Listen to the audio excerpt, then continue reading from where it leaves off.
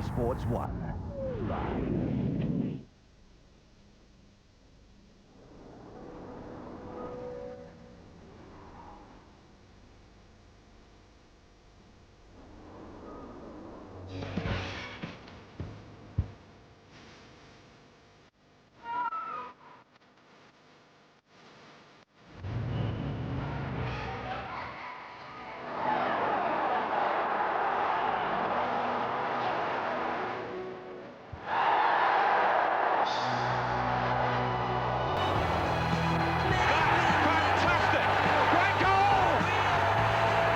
I don't think I've ever seen anything quite like this.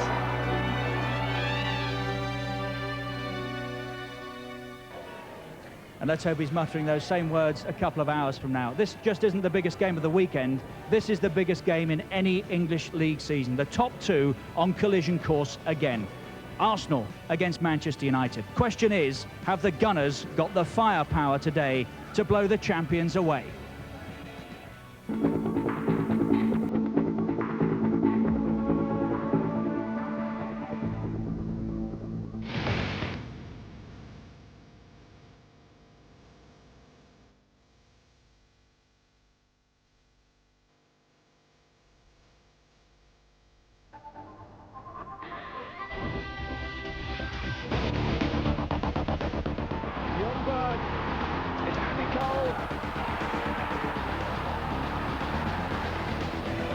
Sheringham!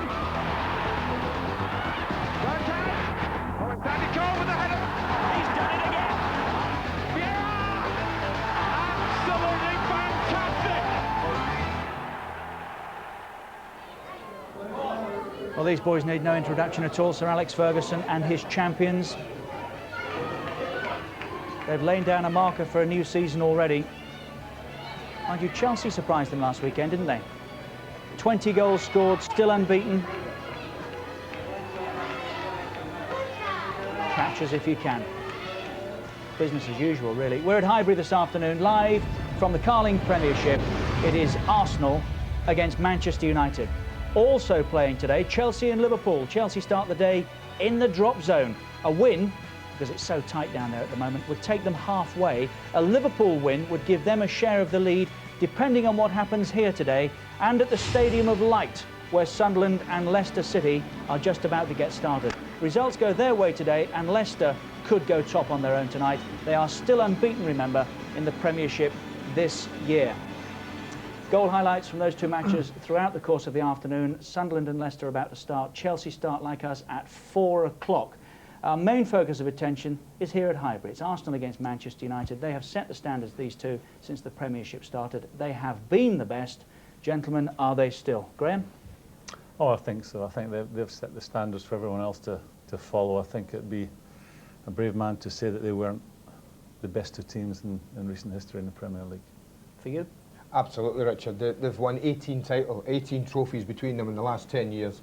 They've shared the Premiership 8 times in the last decade.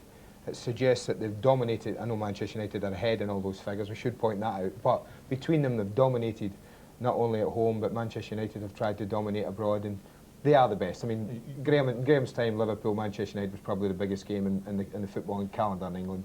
This has got to be now. And arguably they play the most exciting football as well to watch, which is great, I think. Should mention Blackburn, because they have won the Championship as well during the course of the Premiership. But what have these two got in the main that the rest have tried to find? Great players. That's simple. Yeah, great players. That's Chelsea have got simplifying. great players, but they haven't won the title, have they? Well, at the Charity Shield this year, I think I said that, you know, Chelsea have won here today, but, you know, Chelsea are capable of reaching those peaks in a one-off situation. These teams over a league programme have been superb. You know, it's any player playing professional football anywhere in any of our leagues is capable of having a great game of football. It's the ones who have a great game of football every week, or nearly a great game of football every week, are the ones that play at clubs like this. What really separates these two, I think, from the rest at the moment as well, is even when they're not playing well, Richard, even when they're struggling, even today, one of these two sets of players, they might struggle today, but you can bet your life that they'll work their socks off, and they might even get a result by playing the poorest out of the two teams today. And that's what they've done over the last 10 years. They've won and drawn games that they should have drawn and lost. And not a lot of teams can do but that. that's what, and the bounce back after they've been punched on the nose. After they've lost a big game, the bounce back. Now, people will be looking for United to bounce back after their midweek loss. Arsenal are full of confidence today after playing really well in midweek. But great players do bounce back. That's another feature of being a great player. Top of the Carling Premiership, just to underline what it means here. We often say, Andy, don't we, that the title cannot be won today. No. Let me ask you, can it be lost today, or is it all still too tight and too early for that? It's too early for me. I think when you look at that and you see 3 points separate Manchester United and Arsenal, it is in many respects, we use that. And Kenny Dalglish will always pull us up. So you never get 6 points for a football match, and you don't. But this, when you look, Arsenal can go level, or United can go 6 points clear, then it is a 6-pointer. Arsenal wouldn't like to be 6 points adrift today. I think that's a certainty. But 6 points isn't insurmountable this early in the season. It's a psychological thing again, you know, so early on. If Man United come here and turn them over, you know, it's them saying, look, we were champions last year, our intention is to be champions again this year, you've got to catch us. If Arsenal turn them over, that makes it very interesting. They're saying, OK, United, we know where you were last year, but it's our turn this year. United, of course, came here last season, overdue one, but they did win. And psychologically, as you were saying, Graham, did that rip the heart out of Arsenal? Did that pose all sorts of problems internally for them that maybe they hadn't had at the start of the day? What it does, it puts a great big question mark against them. You know, so I mean, Arsenal want to have a good season after that, but I think the first blood in this game, and I think the championship will be decided between these two teams ultimately. The first blood today will be important. We'll hear from both managers later, but what is plain is that it means, this game means still so much to both, doesn't it? I think it does, Richard. I mean, you can even tell in the build-up that the two managers have been getting involved in the media and in the press, and they've been doing little articles and having not a huge nibble at each other, but they've been having a little nibble and they've been making little comments. And I think both know. Alex, only Alex knows, but it seems that Alex was putting a lot more importance in this game this Sunday against Arsenal than he was against PSV in midweek, because he doesn't often leave Beckham and Giggs out of his side when they're fit and when he can pick them. Alex has never been one for rotating those two players. When it's been a game, he's played them. But I think such is the importance in Alex's mind for this game, even this early in the season against the Arsenal, that he rested 1 or 2 players in midweek, and now I can bet you, we don't know the teams officially, I bet you Giggs and Beckham aren't rested today. We're about to find out very shortly now, but how much will that annoy him, that it would appear that he did make errors in his team selection midweek? Well, look, when you don't win a game of football and you have 20, 23 players to pick from, as Alex does, quality players, and you don't win a game, people automatically say, look, the manager's made a mistake. We don't know what's going on in training. We don't know if any of those players he left out were carrying wee niggles or whatever. But he doesn't often leave out Beckham and Giggs, does he? No, but again, Andy, we don't really know if they'd had a knock in training, if they didn't sleep well the night before, any amount of things. It's very hard to be critical of either of these managers in their team selection, because at the end of the day, they're going to be the ones to beat. Absolutely. They'll be the ones to beat. No matter what, Champions League, Premier League, these two teams are going to be the teams to beat. A week ago, of course, Leicester City had the chance to go top had they beaten Everton. If results go their way today, they could be top of the pile. They're the Stadium of Light. They've started against Sunderland, as you can see. Early chance for Akin Bailly. What should he do there, Andy? Well, I know what he'd want to do. He's a little unlucky. He hit it nice and early. He just dragged it a little across the goal. Well, you were going to tell me hit the target. No, he should hit the target, but you also, if he goes in front of the defender here, if he can somehow get his body across the defender, you stop him tackling him. Yeah, well, he has to make his mind up then, doesn't he? Yeah, it's a quick decision. He's hitting it early. He's just a little unlucky. No goals there. Remember, Chelsea and Liverpool play. That starts at 4 o'clock like us. The reason for that, incidentally, is because the police in the capital here want games to kick off at the same time. Otherwise, it would have gone off earlier. That's nothing to do with us. Let's get the teams here from Claire Tomlinson. Well, Richard, Arsene Wenger said he gambled in their game against Lazio on Wednesday night. He played Henry, Kanu and Bergkamp playing wide right. It paid off for him then, a 2-0 victory, and he's going for it again today. All 3 of them are included in today's team. Alex Ferguson, meanwhile, denied that he gambled in his team selection. He rested Beckham, Cole, Giggs, Sheringham, Irwin and Johnson. It's perhaps no surprise that all 6 of those do return for United today. So just the one enforced change for Arsenal. Patrick Vieira serves the last match of his 5-game suspension. Gilles Grimandi coming into the midfield for him. 39-year-old John Lukic continues as sub-goalkeeper in the absence of the injured Alex Manninger. Fabian Barthez, meanwhile, returns to the United goal after missing 3 with a back injury. And Mark Bosnich retains his place on the bench. No place in the squad then for Raymond van der Houw.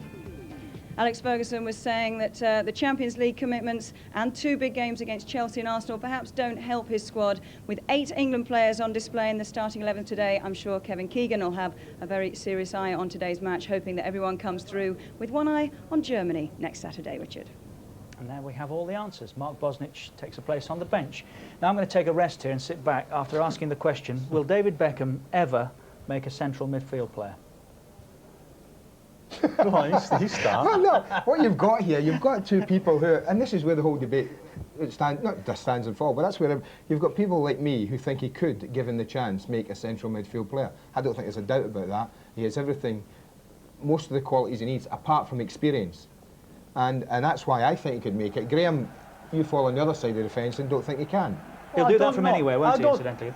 I don't think he can. It's not a case that he can. I just think, he's going to be valuable to the team wherever he plays. I mean, that might be an understatement. Well, I think that's fair. But I just think in the wider areas, he can have an enormous influence in the wider areas.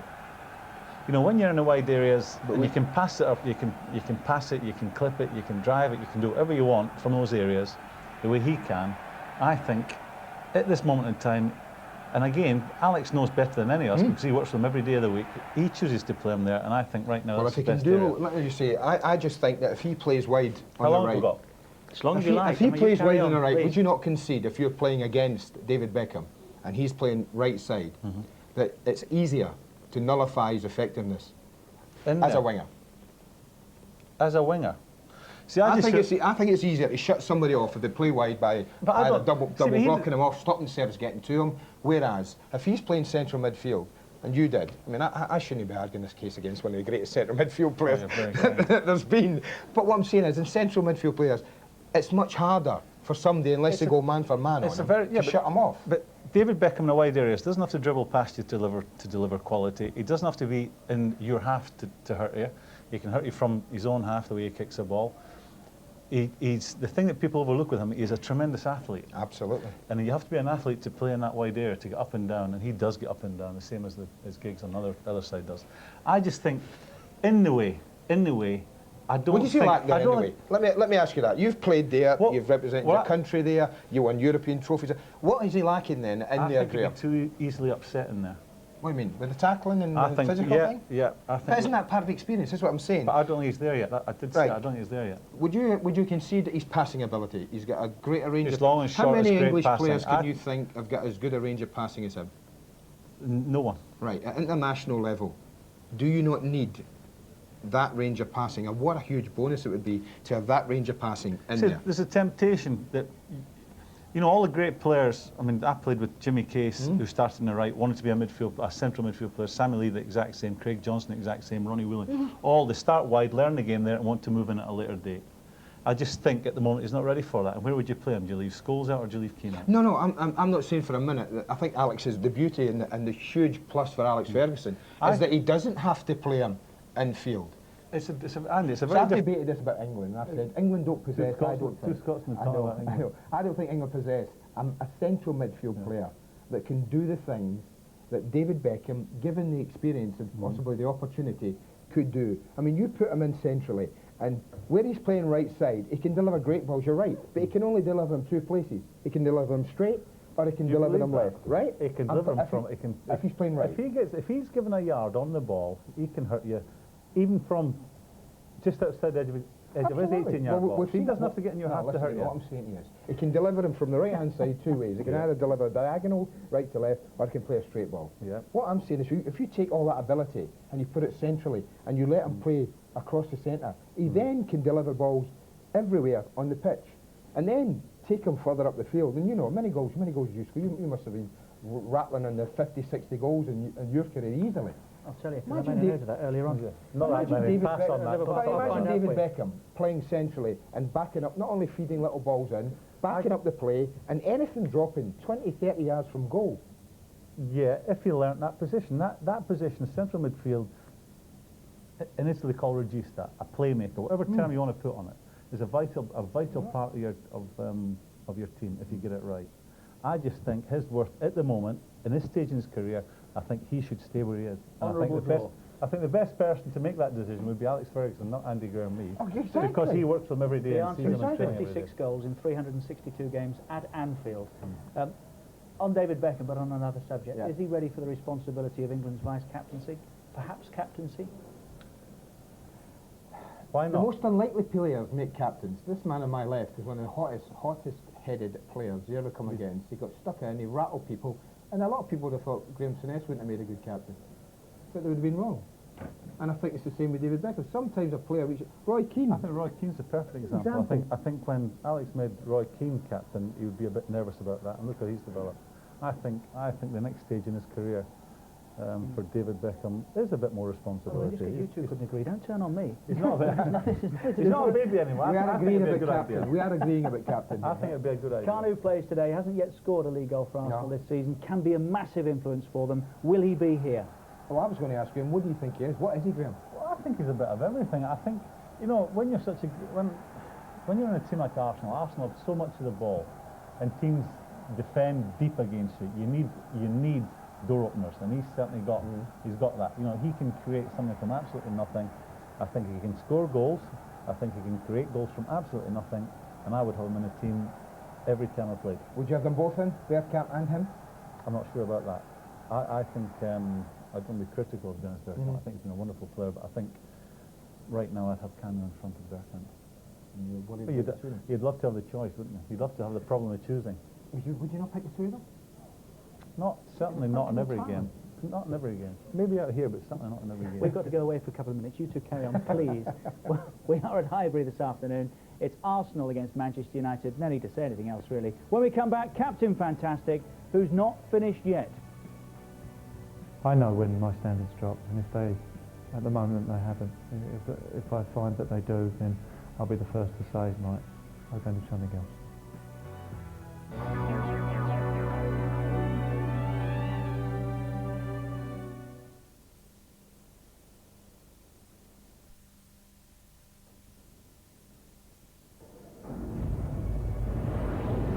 One-day international cricket starts again on Tuesday. We've got 10 matches coming up from the ICC Knockout 2000, a sudden death tournament featuring the world's top cricketing nations, all of them. It's live and exclusive.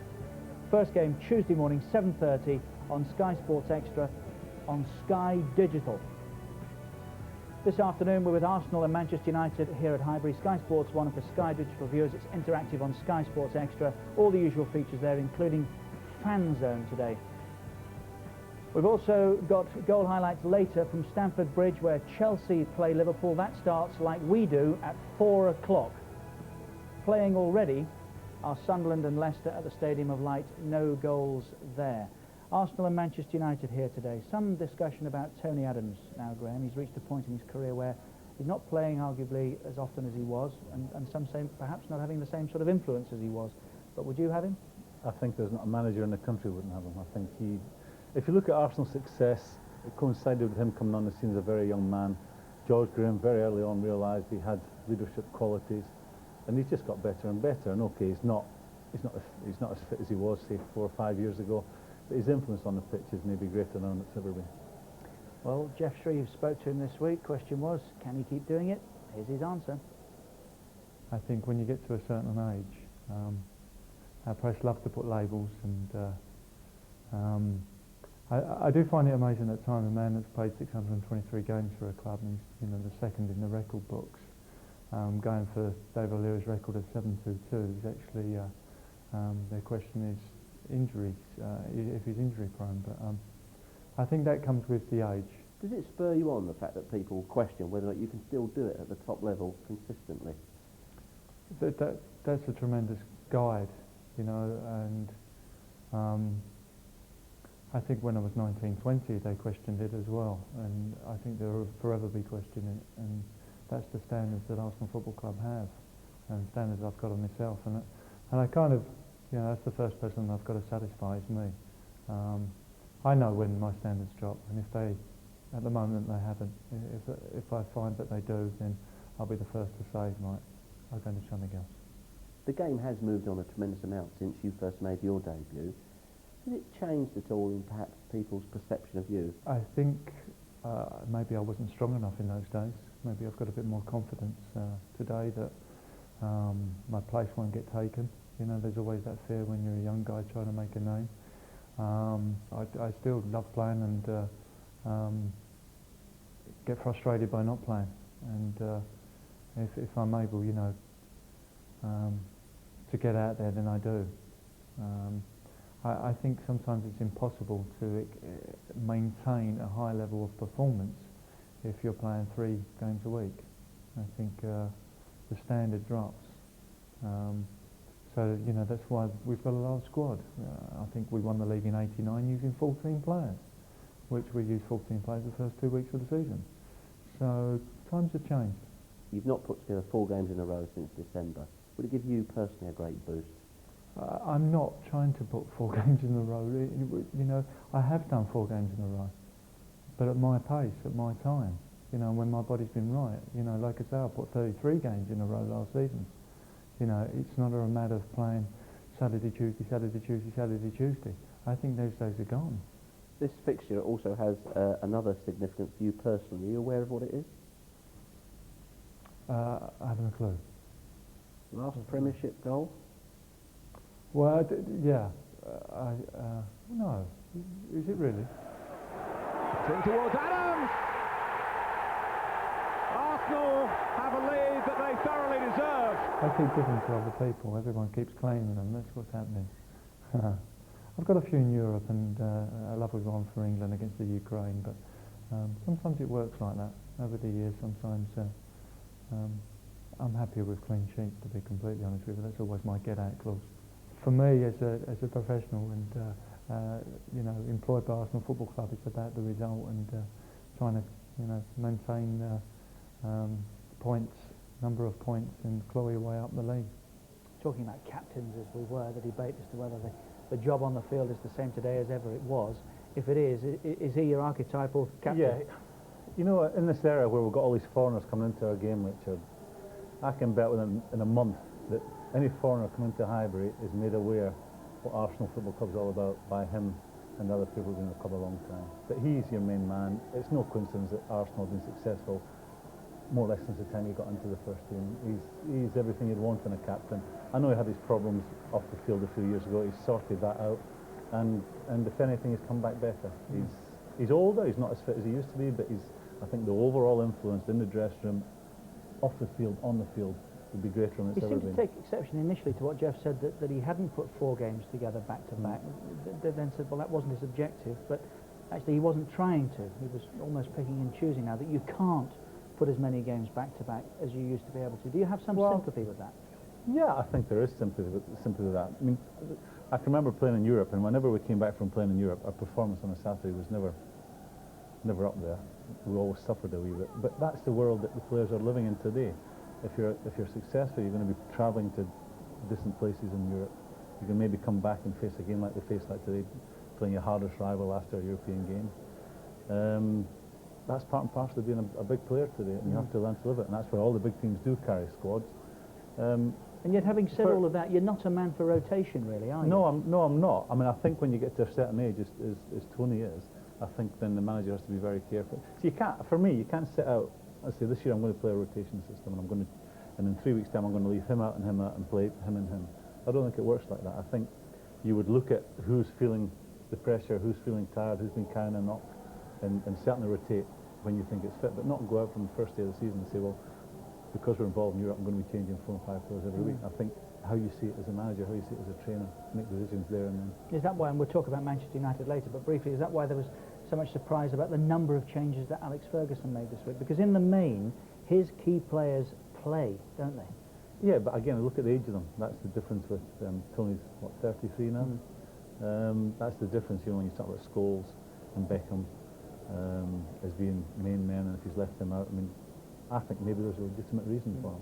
I mean, it's very hard for anybody outside the club to say, well, the reasons left them out were just for this, because they may have been carrying something. We're looking for match winners. Mentioned Kanu. What about Freddie Ljungberg, who does enjoy scoring against Manchester United? Well, he enjoyed scoring the other night as well. He was the door opener the other night, and he did very well. Not been a regular choice, but certainly outstanding quality to have in your squad. You talked about foreigners arriving at Highbury and being made aware of what was required. What Presumably, Arsenal's all about. same for Freddie. Yeah, most certainly. I mean, he's Scandinavian, which we have a history of Scandinavians sitting well in our football, but he's a good player, isn't he? I mean, what can you say about it? He's got an eye for a goal. He's a brave little fellow, as we saw the other night against Lazio, getting his second goal going in where you would get hurt. But he's got ability and he's cute. Yeah, he's a player. And it's very hard to see. What else can you say? He was brave to take that jersey, wasn't he? That number 8 jersey of Ian Wright's.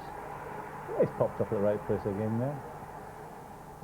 He impressed me the other night because he was willing to get into the box where a lot of people would maybe shy away from certain things that were happening in the box that night, because the Italians don't mess about. He's had his hair cut, of course. We heard initially that it was because he wanted to be taken more seriously, but we've since heard that actually he just got fed up with it. Really. He had a nice hat on when he arrived at the stadium, didn't he? Let's hear from Arsene Wenger. There's this psychological battle often mentioned between himself and Alex Ferguson. Does it work? Let's find out. It is a little bit true because the newspapers love that aspect of the opposition between Ferguson and myself, but I think you have to accept that's part of the game. He wants to win, I want to win, and that's of course very important for us. What are the psychological battles? He wants to be the strongest and I want to be the strongest, and I think every manager in the league acts like that. Everybody wants to be the best. That's why you have to accept, as long as the rules are respected and the fair play is respected, that there is an opposition and the fight and the competition. Is part of it as well what you say to the media? Yes, always. You want to help your team. You don't want to harm the chances of your team by talking to the media.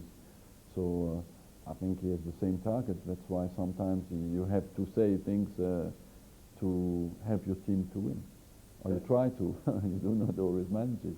Does this fixture get you genuinely excited? I'm much more excited than people think I am. But I learned over the years to control myself. I was much more agitated before, but I think it doesn't help the team. I'm like the players. I try my best every time, and I try just to be, I think, calm and focused on the game. I know the importance of the game, and but anyway, you know what is important is Sunday afternoon at 4 o'clock. They can beat us, we can beat them. So the history is not too much of importance, I would say, because just the form of the day, the sharpness of the day, and how much you want it on the day. Does all that work, Graham, this managerial, psychological battle?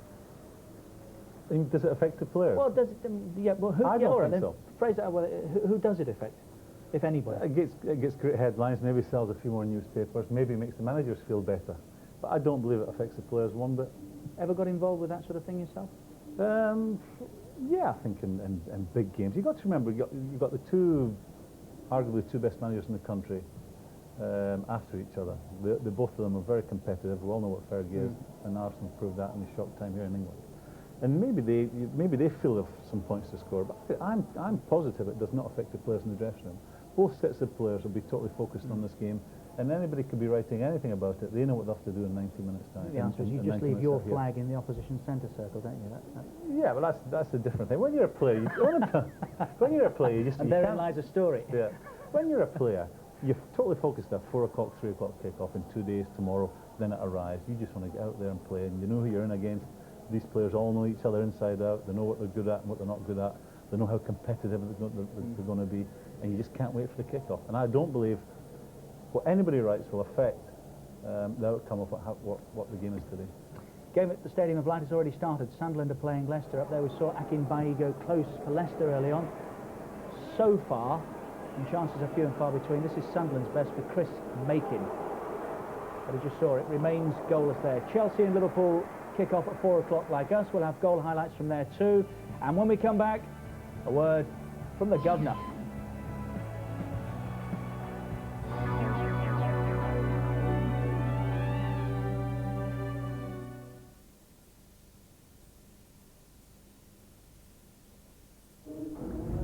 Live on Monday, Exclusive coverage of the British Open 2000. We're talking snooker here, of course. Stephen Hendry defends his title against the likes of Mark Williams and Ronnie O'Sullivan. It's live on Sky Sports 2, and for Sky Digital viewers, you can catch one of the enhanced sessions and have a choice of 3 live matches. If you've got that facility, have a go, because it's great fun. That's British Open snooker, coming up live on Monday afternoon from 2 o'clock on Sky Sports 2. Today we're at Highbury with Arsenal against Manchester United. That's our live match. Chelsea play Liverpool in the capital. Kicks off at 4. We'll have goal highlights there. No score yet between Sunderland and Leicester. They have started at the Stadium of Light. Let's hear from Alex Ferguson then, who told Claire Tomlinson a little earlier this week he's unhappy about having to play matches of this stature so soon after they've played in Europe.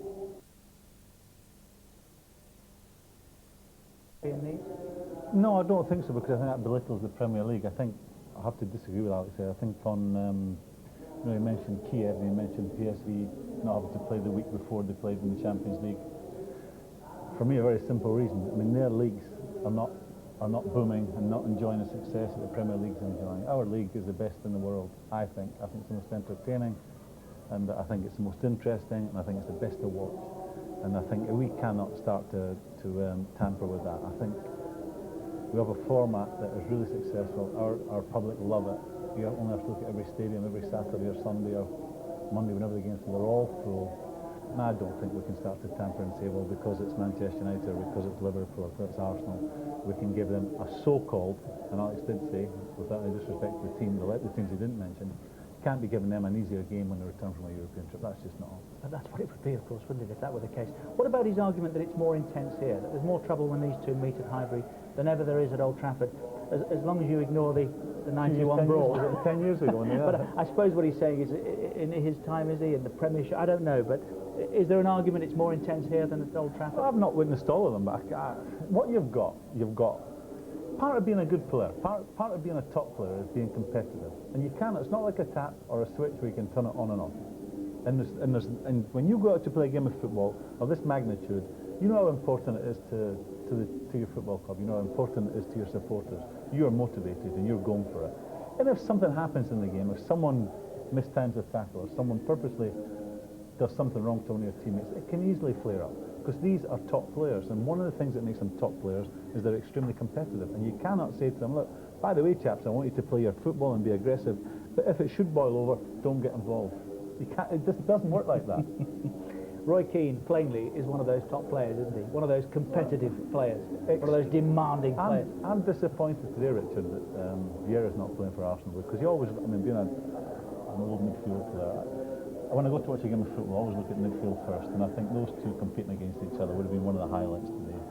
I think he is, without a doubt, both of them, for me, there's not a lot in it, but I think he still has the edge at the moment over Vieira. I think he is an outstanding performer, has been and will be for a number of years to come. You talk about leaders, we're talking about Tony Adams. If there's something to be sorted out in the pitch, you can see all the players looking to Keane to do it. And they all take a lead from him. It's probably an unfair question, but I want to ask anyway. Do you see in him a lot of the characteristics that made you a great player? Well, I mean, you're embarrassing me. It's not for me to say. That's why I said it's probably wrong. But you must quietly sit back sometimes. No, can I put it this way? He's as good as I was, or maybe he's not. Can I put it another way? I would like to think I had some of his qualities. That's fair enough. You know, I think he is a top player. He wants to win, and sometimes at all costs, and that's the thing I'm talking about. You cannot say, I only want to win 90%. You know, it's 100 or nothing, and I think that's what Roy Keane is. What about the goalkeeper, Fabian Barthez, who's missed a couple? Poor old Ramon van der Hal didn't have the best of days against Chelsea last week, nor in Europe.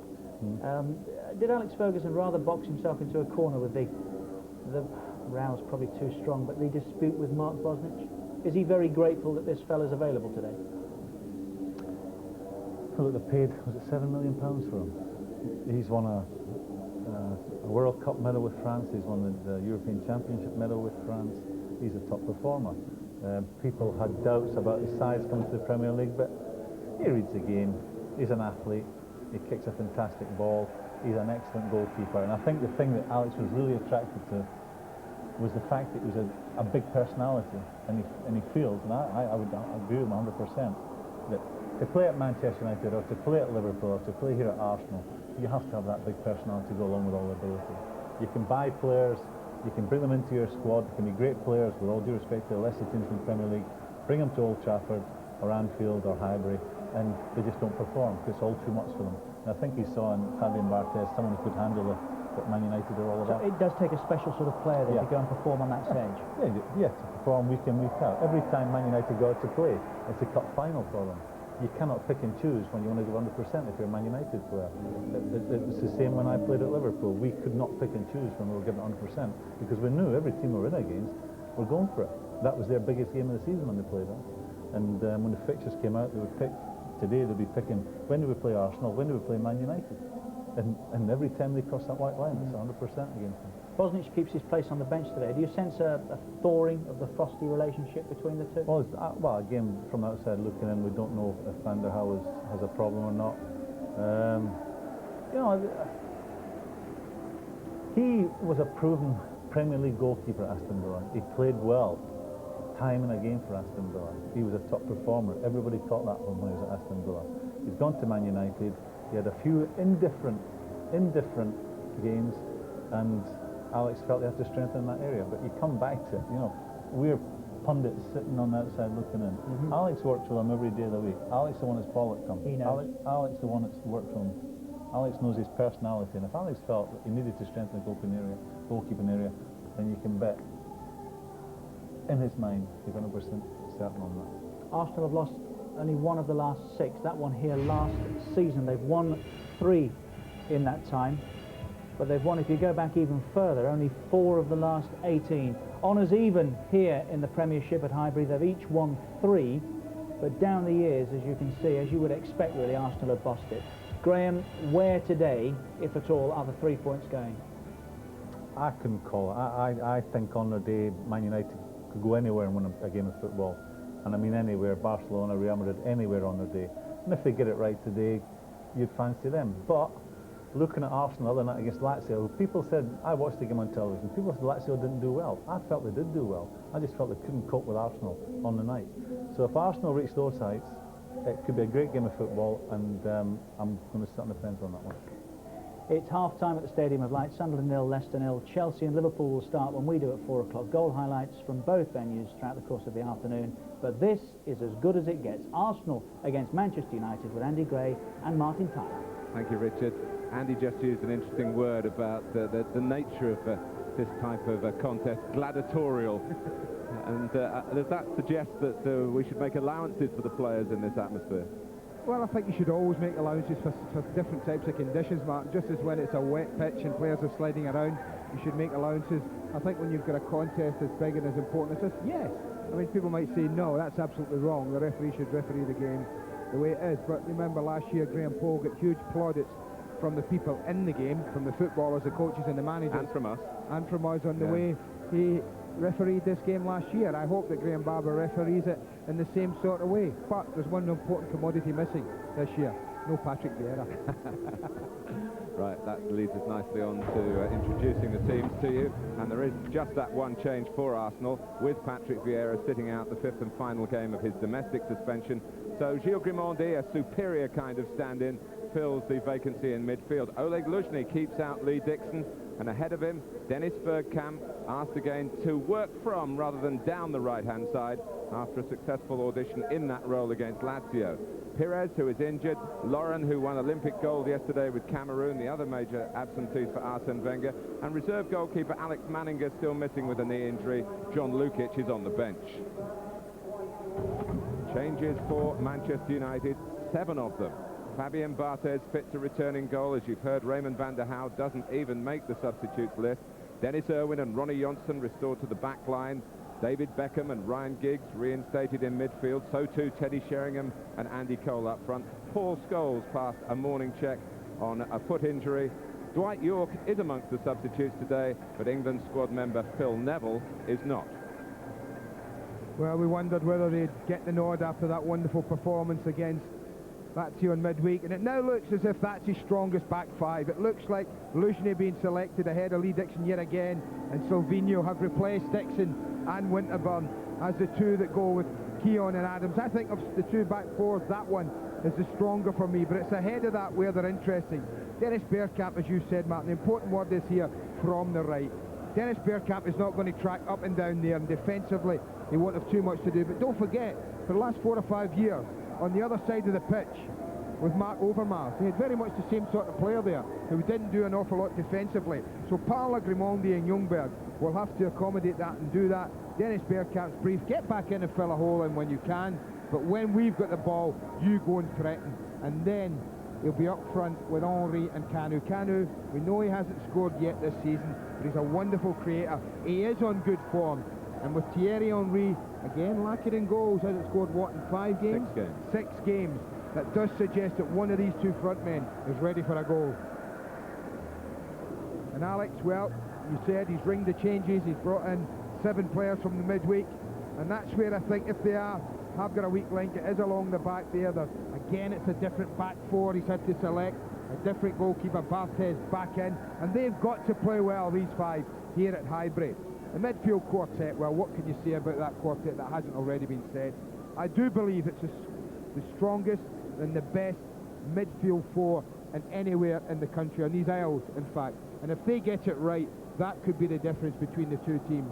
And up front, it's a nod yet again for Teddy Sheringham before Dwight York to partner Andy Cole.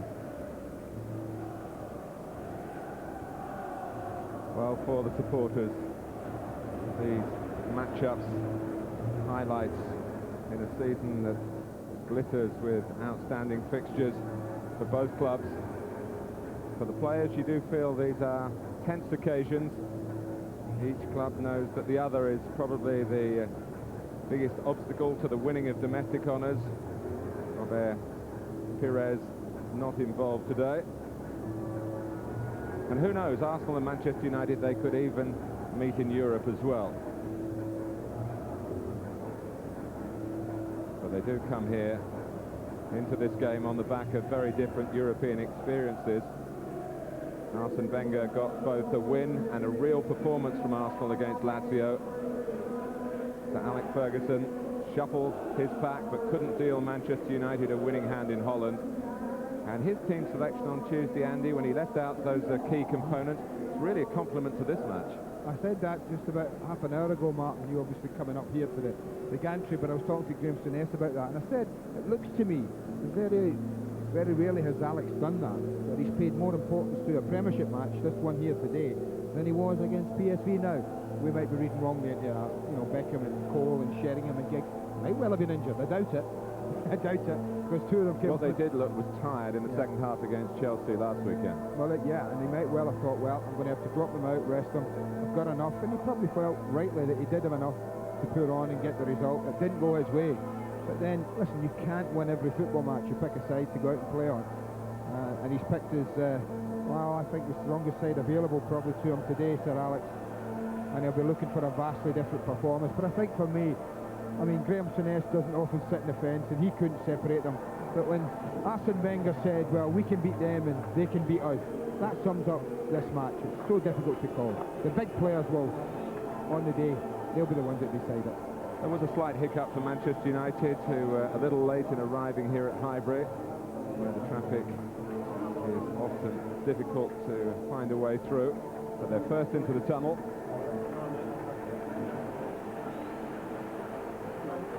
Tony Adams, who first faced Manchester United almost 16 years ago.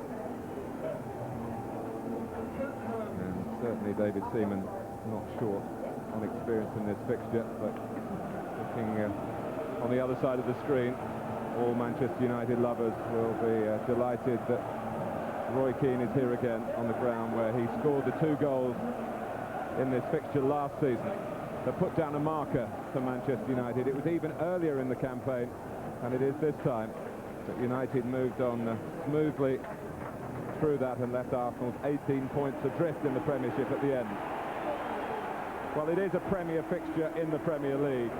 The top 2 clubs in each of the last 3 seasons head-to-head at Highbury. It's the Gunners against the heavy artillery from Old Trafford, and it's live right after the break.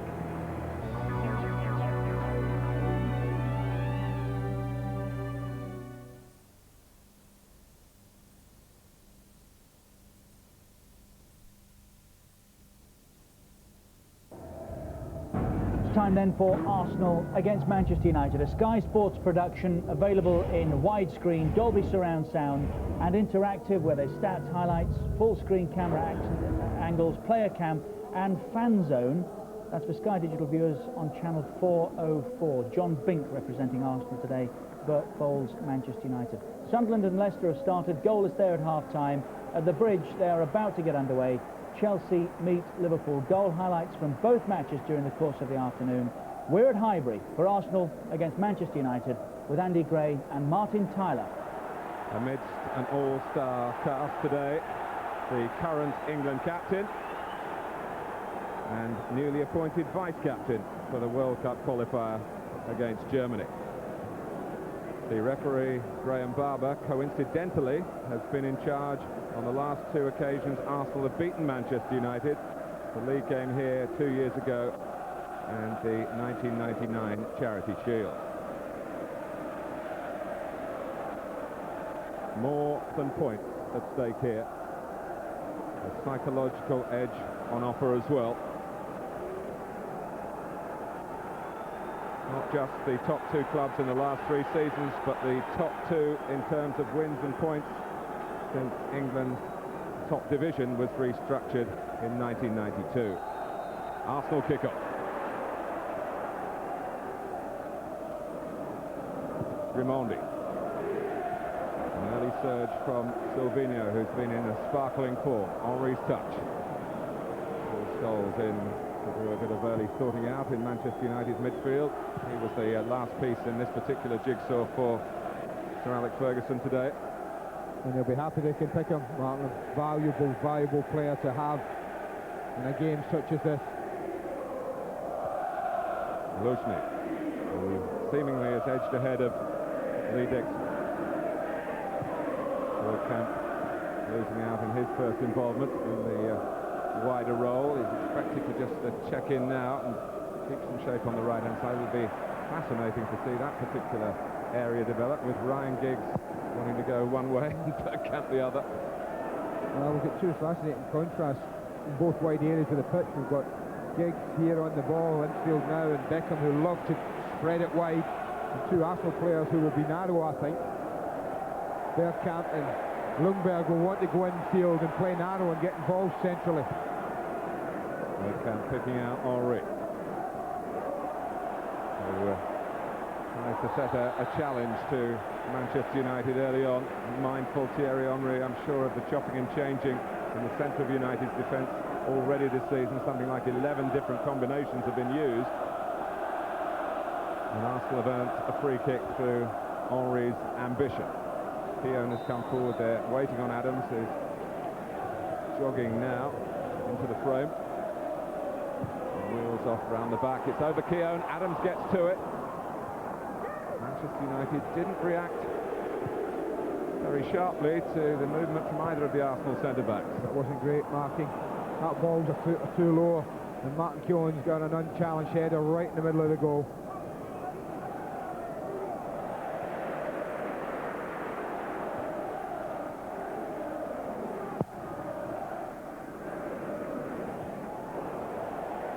Ljungberg, scourge of Lazio, and also of Manchester United in the past in terms of goal getting from midfield. He's given Dennis Irwin some early difficulties here, and the referee reacting to that. Well, different referees would take a different view of this. It's early in the game. It's got a bad tackle from Dennis. Graham Barber's decided, right, that's the first one. That's a yellow card within inside 3 minutes. The players now know.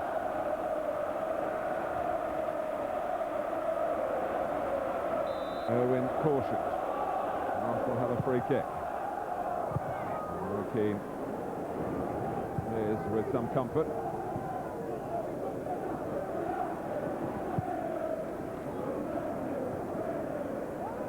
Beckham.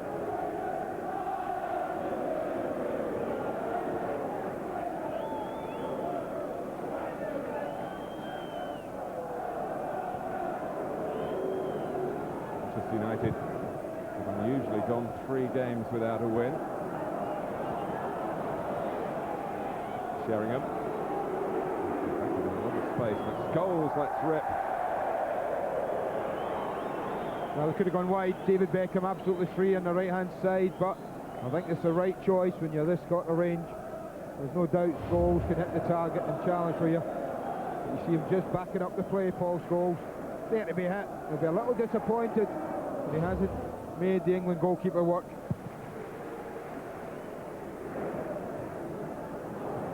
Key. Normandy really in there with responsibilities to keep an eye on Keane in particular, and Keane maybe concerned that there was a booking for a Manchester United player, Irwin, but not for Arsenal's Frenchman there, Gilles Grimondi. You can bet that was the inquiry. Irwin slips past Ljungberg. It's a decent piece of progress for Manchester United from the Republic of Ireland international. Tony Adams has had to clear at the expense of a corner. Let's go misses Silvestre and Jonsson.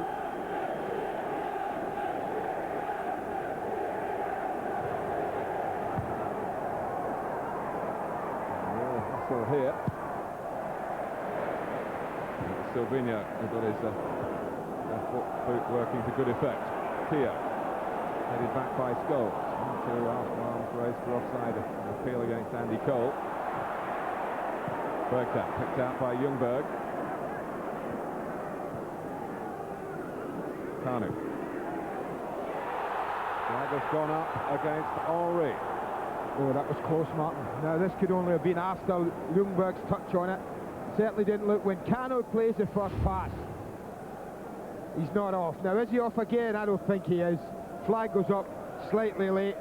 I think they get away with that, Manchester United. That could have gone either way quite easily.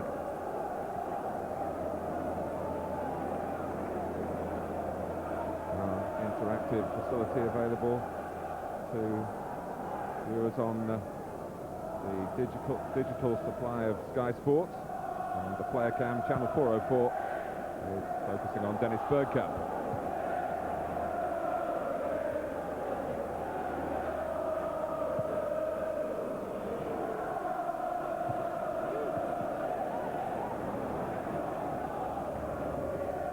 Silvino. I'll be a little bit surprised that Silvino didn't continue his forward momentum then, but no alarms for Arsenal, who have a 100% home record this season, both in the league and the Champions League. And of course, the home games now played here at Highbury, where the heart of the club undoubtedly is.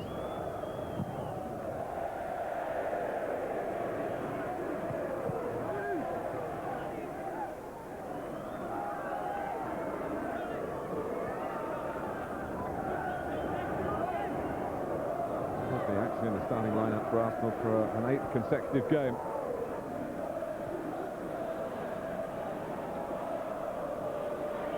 Not all at right back, and Manchester United's usual right back, Harry Neville, having to do duty in the centre defence again. The Apstam with Achilles problems that have needed an operation. Adams. Giving it to Key, and Manchester United look to spring forward here with Giggs. Ramondi breaks it up. Kanu. Ramondi backing up the Nigerian. Henry to the left, and Bergkamp trying to sneak in behind Silvestre here. Goalkeeper helped Silvestre out, and it was a risky hand that maybe they were dealing out for Manchester United then. There's enough confident players on the football pitch, Mark. We should expect them to try things now and again. They're looking all to pop it about, pass it. Oh, that could be a booking. Not so sure how much contact there was there. He goes to ground on David Beckham, who pops up pretty quickly. Adams the culprit. I don't think Tony's got much argument on that. Was it for David Beckham's agility? Might well have been worse than that. A yellow card apiece for the two teams in the opening 8 minutes. The vice captain sorted out momentarily by the captain, that's of England, of course, Cole.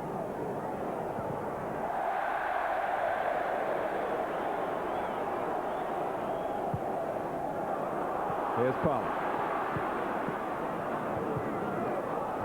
The header was looking for Scholes. It bounced off Kanu. Barthez best pleased with what's going on in front of him at times.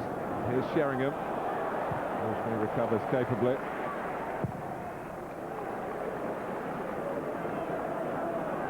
Dropping for Jonsson.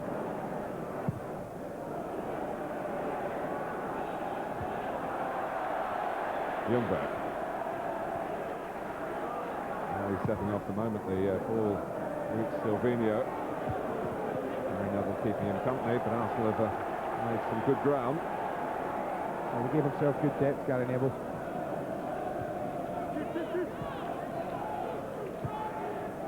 Silvino.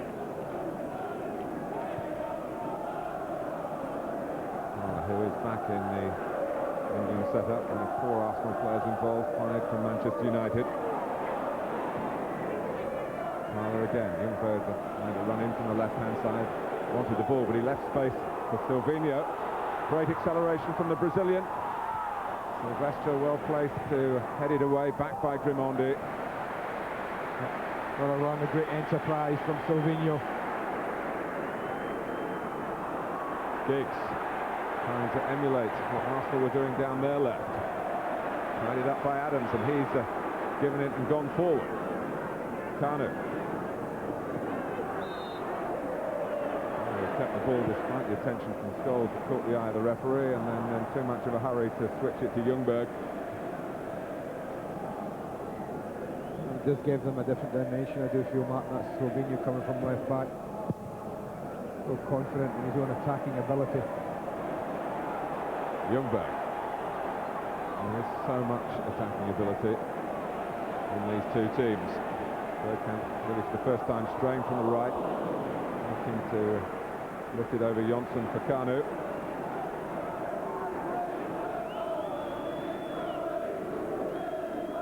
This really is, in football terms, a super heavyweight contest.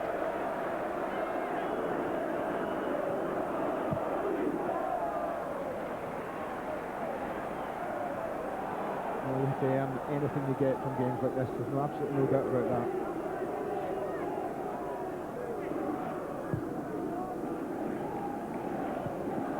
Adams. Parlour. Scholes eagerly intercepts, and then he gives the ball away. Parlour.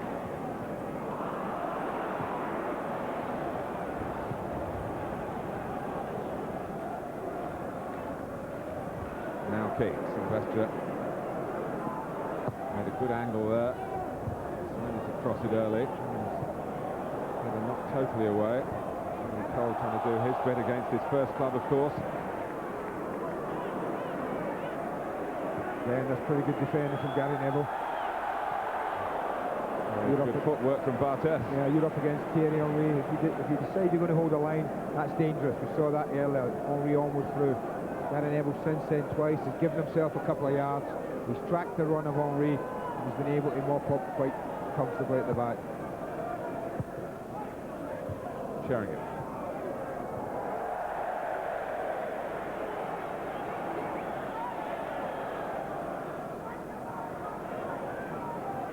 Saul Campbell out of the England reckoning. He was the right back against France last month. Gary Neville obviously hoping and feeling he's favourite to get back into the international reckoning, but not a position that he's occupying for his club much at the moment.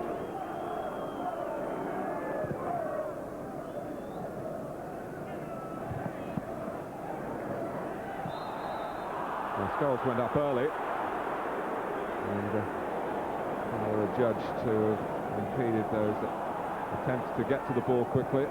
Silvestre, headed by Cole. Well, Keown was backing away there, Mark. That was the thing. He was backing away from the cross, and Andy Cole just came across in front of him. Thought they might have backed up. Look at Ryan Giggs. They're looking for 2v1, but Andy Cole comes across the front of Martin Keown. He's almost testing the goalkeeper, as near as United have been.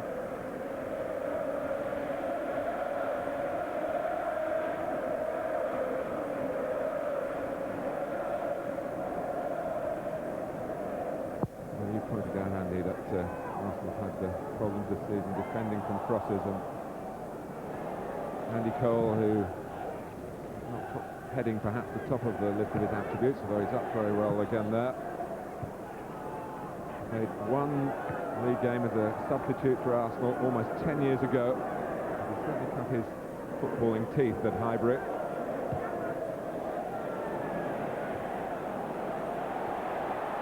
Barthez deciding to take charge, and you mentioned confidence.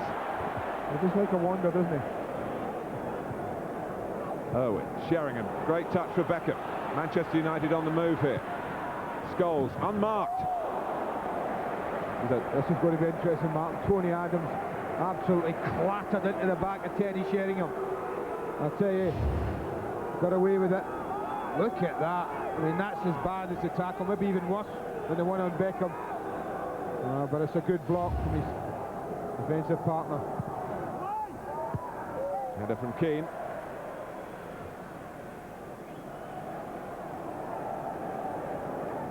There's a little word.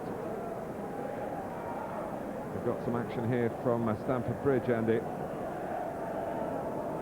And Chelsea needing a bit of good fortune at this moment in their history. And Sander Westerveld knocking a corner into his own net. Dennis Wise was in front of the Liverpool keeper. It's 1-0 to Chelsea, who started the day in the bottom three.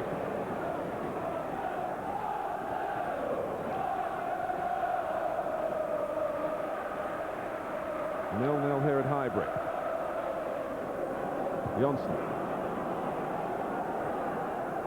Judged by Adams behind Sheringham.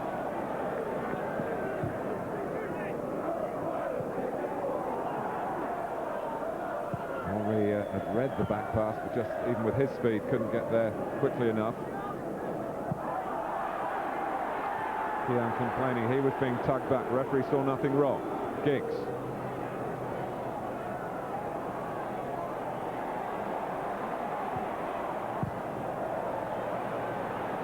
Looped up by Grimaldi, has to pursue his own clearance, and Bergkamp's there to help. And he's given it straight to Roy Keane. That's a great try. It was dipping under the bar, and the surprise factor nearly unhinged David Seaman. This is poor play by Dennis Bergkamp. He's very sloppy here, playing the ball nowhere. And you just wonder about this new ball again. The goalkeepers don't like it. It moves about in the air a lot more than the old ball.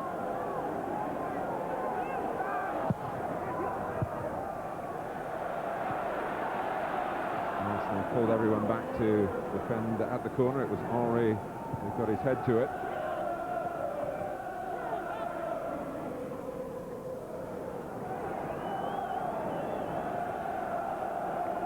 For Sky Digital viewers, the player cam now switches to Mikhail Silvestre. It's channel 404 for Sky Digital viewers. Andy. I'm just thinking, well, who's choosing our player cams? All these attacking players on the field. Well, I'm not guilty. Nor are you. Hey, we're just the commentators. Let the producers produce. He's just been in my ear, give me a right one, I tell you.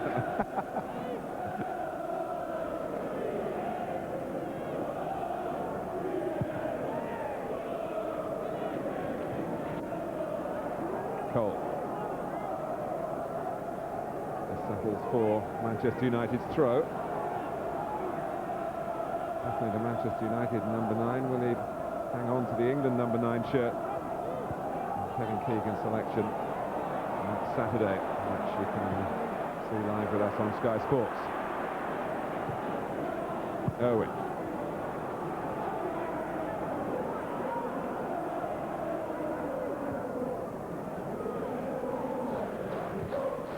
Beckham on the wander. Bergkamp showing that he can get back and defend. And he was a schoolboy in the Ajax first team.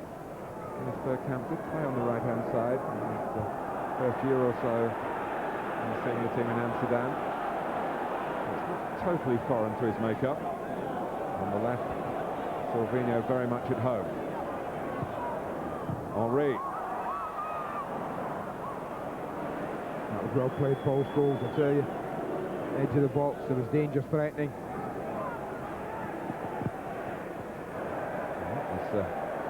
Rather overcooked by Roy Keane. Credit to Ljungberg for closing down the Manchester United captain. Beckham. Usually goes back, but the probing nature of David Beckham's crossfield pass leads to Luzhny having to concede the corner, and suddenly Manchester United are on the front foot again. I would think this is a more dangerous side for David Beckham to be able to bend this one with a bit of pace rather than the one out swinger away from goal.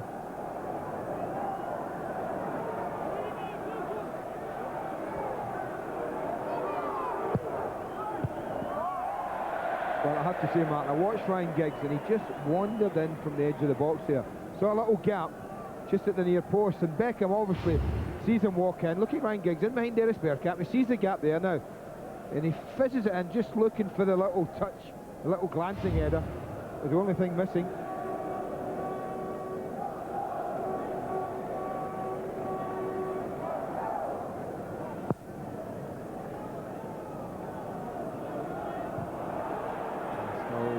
Conspicuous figure in the early midfield exchanges.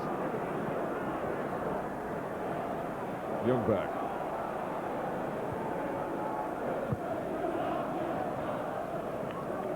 I do feel Manchester United, Andy has described their midfield as the best around, and few would disagree with that. It's also a bit of balance perhaps in the Arsenal equivalent. Paul Scholes and company just making it difficult there, and Henry not getting much supply from the home team's middle ground. That's Beckham tripping Silvinho. His behaviour always under scrutiny that comes with such a high-profile lifestyle. Well, that's all it was, a little trip, but when it's David Beckham, you know, he's from the opposing fan. A little bit different.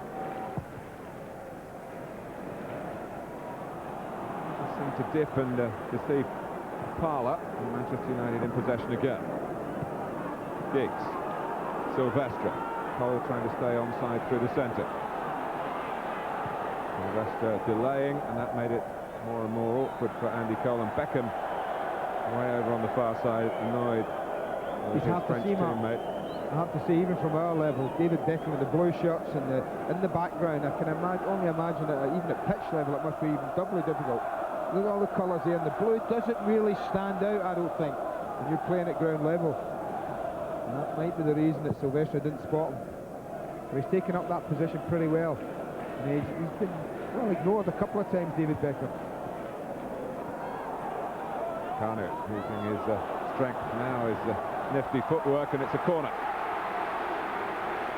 Well, that's welcome relief for Arsenal, because the last 10 minutes Manchester United have been the better side, but it does give them a chance with Bergkamp back in the side to put on some pressure of their own. Adams, Keown going up to supplement Henry, Grimaldi and Kanu. Barthez battering it back where it came from, in from Bergkamp, and it was a very probing ball, but Beckham's away, and he's got support from Giggs and from Cole. Giggs going into the centre, Sheringham's already there, and it's Silvinho who came across on the cover. Well, that was dangerous. It was so quick when they break. The ball just got away from Andy Cole. Just skipped away from him as he went into the 18-yard box.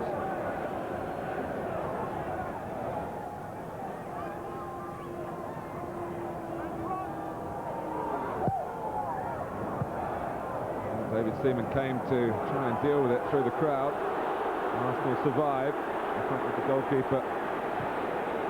Didn't impose his authority that time. Bergkamp. It was Henry on the run. Sheringham.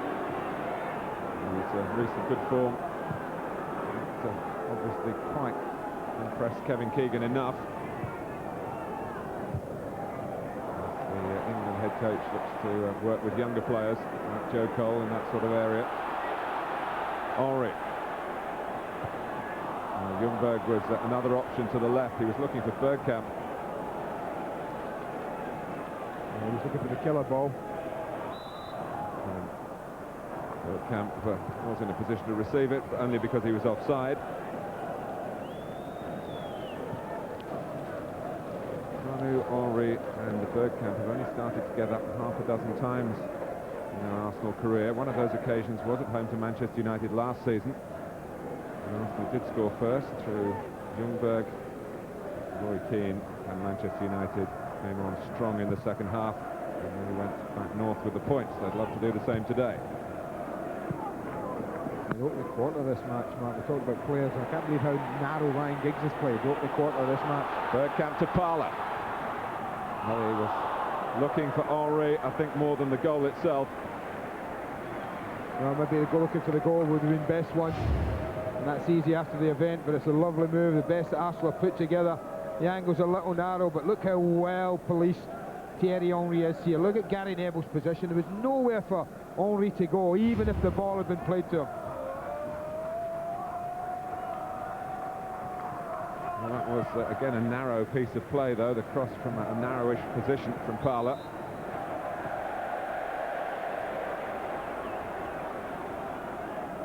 Bergkamp spinning out more to the right-hand side as Arsenal were given that free kick. But they didn't look in his direction. Sorry, Mark, I'm due to butt in here, but I don't know whether they've got a problem with the goalkeeper, Alex Ferguson, because I noticed that Mark Bosnich is just getting up from the bench. He's doing a warm-up. You don't often see goalkeepers doing warm-ups. Sheringham. Barthez had to come off late on against Everton a couple of weeks ago keep an eye with a on back that here. problem. Raymond van der Houw played in the 3 games since then, none of which Manchester United won. Bosnich had elevated from 3 to 2 for those matches. He stayed at 2 today with Raymond van der Houw watching from the stands. Grimaldi. He'd certainly got the ball.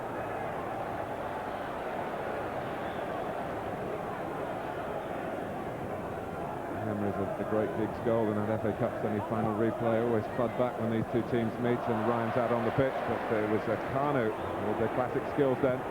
Bergkamp really winding himself up on his weaker foot. Sorry, Martin Barthez there, he collected that ball and he was like an Olympic sprinter out to the edge of the box.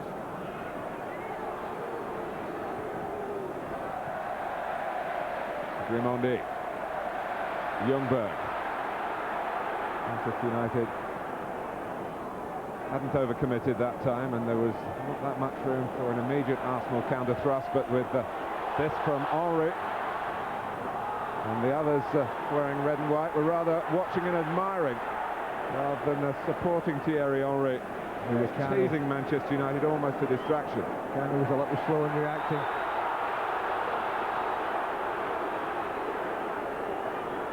He does get frustrated, Dennis Bergkamp, when free kicks are given against him or when he doesn't get them. He thinks they should be for him.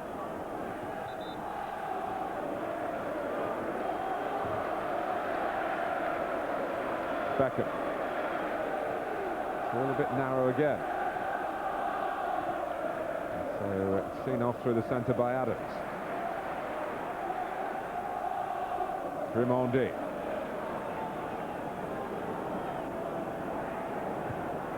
Doing a fair amount of sparring, really.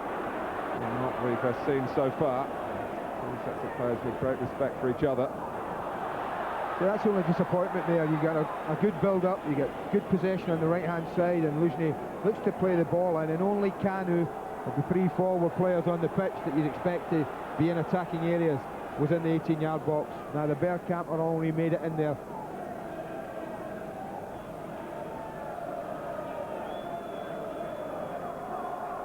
Well, it looks all right, doesn't it? Doesn't seem to be in any discomfort. Still picked the ball long, not too long. Well, Liverpool have had plenty of problems at Stamford Bridge down the years.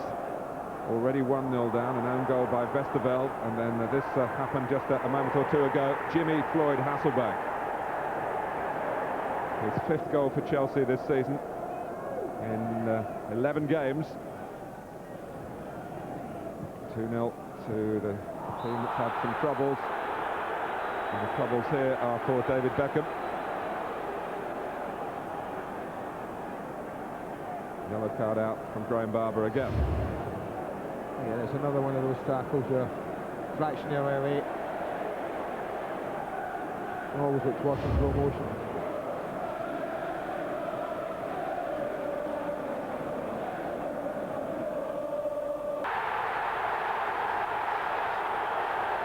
Inspiration for Arsenal from Thierry Henry. Well, you waxed lyrical about Ryan Giggs in the FA Cup semi-final. Well, just imagine the conversation when the French squad get together, which they will after this match. Henry has left Barthez bewildered and beaten, and Arsenal lead through a magical goal. Well, you'd need to have been 10 foot high to get any near to that mark, wouldn't you, as a goalkeeper? And strangely enough, best part of half an hour, with so much talent on the pitch, the game fiercely contested, of course, but as a spectacle, perhaps not quite living up to expectations, and then that. I think that's fair. What we keep forgetting when we talk about talented footballers in attacking positions, Mark, we've also got two teams who work their socks off not to concede. So sometimes it takes something, especially as we've just seen, to open up a game. I think the game needed the goal. I'm absolutely delighted as a neutral that a goal has gone in. It should lift the game. The champions know they're in a contest. They went one down last year in the first half, came back to win the match. Well, often, Andy, we make a distinction between great goal scorers and scorers of great goals, but I think Thierry Henry has the credentials to be both. I wouldn't argue with you there, mate.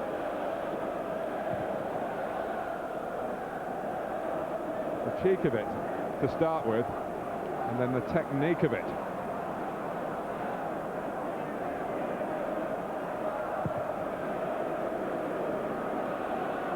Adams.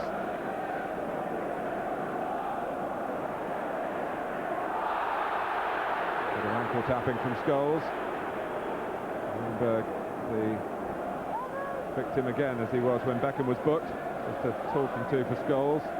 He'd have been quite comfortable, sorry, Mark and Alex.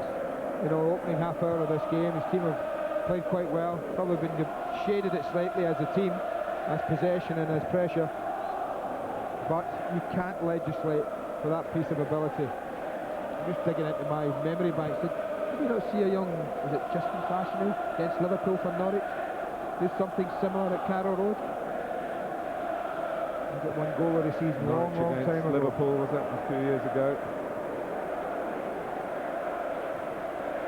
Freddie Ljungberg, the producer says, will be the subject of the player camp. Good choice. 15 minutes. Good choice. Here's Scholes. Of course, Manchester United were a goal down, as we mentioned earlier in this fixture here last season, and won. They were a goal down early on last weekend against Chelsea, and should have won, and they went 3-1 up before half-time.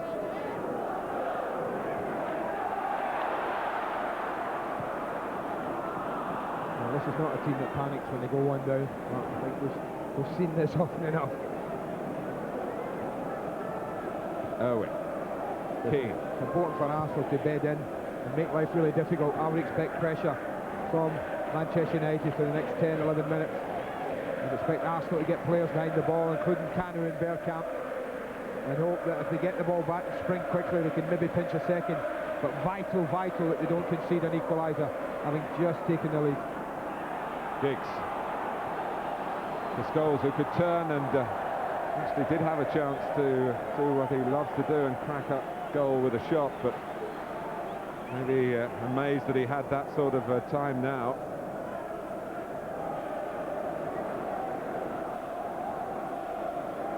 Well, international weekend coming up and an early start to it for us on Sky Sports and for you. The under-21s against the German under-21s. That's at Pride Park at Derby, where they stage these games so splendidly. Friday at 7:30. And England against Germany. The start of the World Cup qualifiers for England. The end of Wembley Stadium as we know it. A million reasons for watching. Might be a bit emotional myself there that day, sir.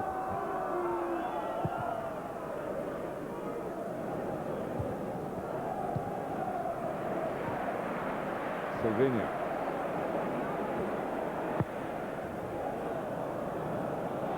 Manchester United at the measure of the game, one felt. Well, you can't legislate for what Thierry Henry did.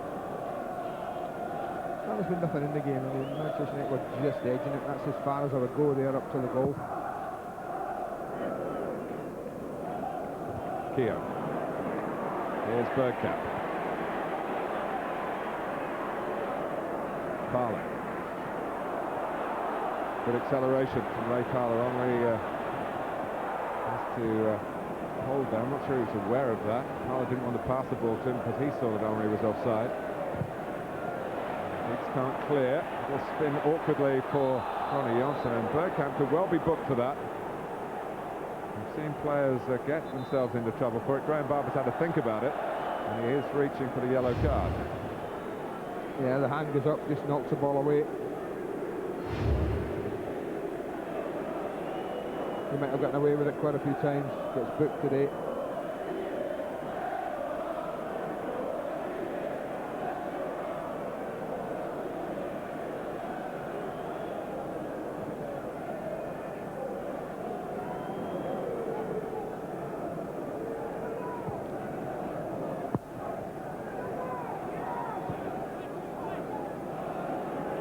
Neville. Now Johnson.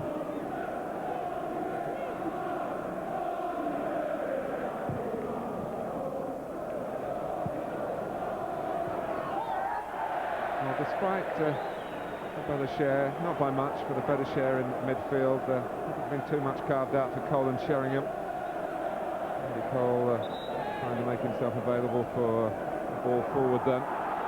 It broke down for Manchester United. Now they can see the free kick.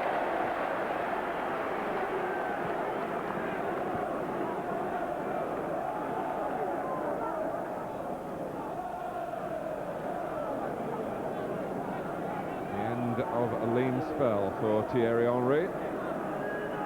Must have beat it.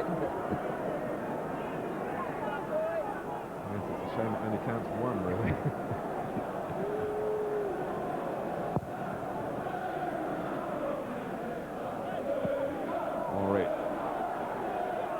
Is there.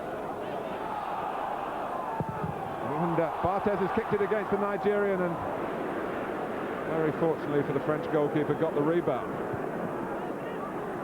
Luzhny.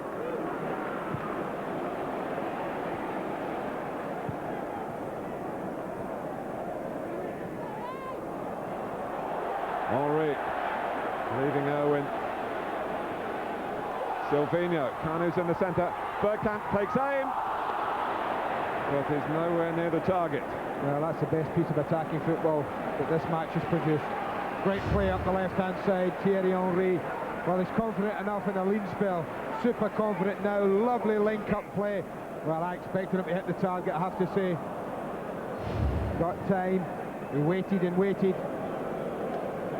Got the Bergkamp finish.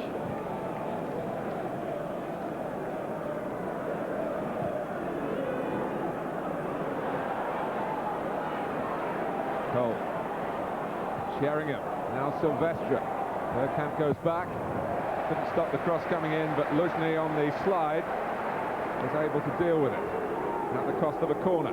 7 minutes to go to half-time. Manchester United looking for an equaliser at Highbury. Ronnie Johnson coming forward. Arsenal, as they have been doing, pulling everyone back. Beckham takes. Keogh worked out where it was going to arrive.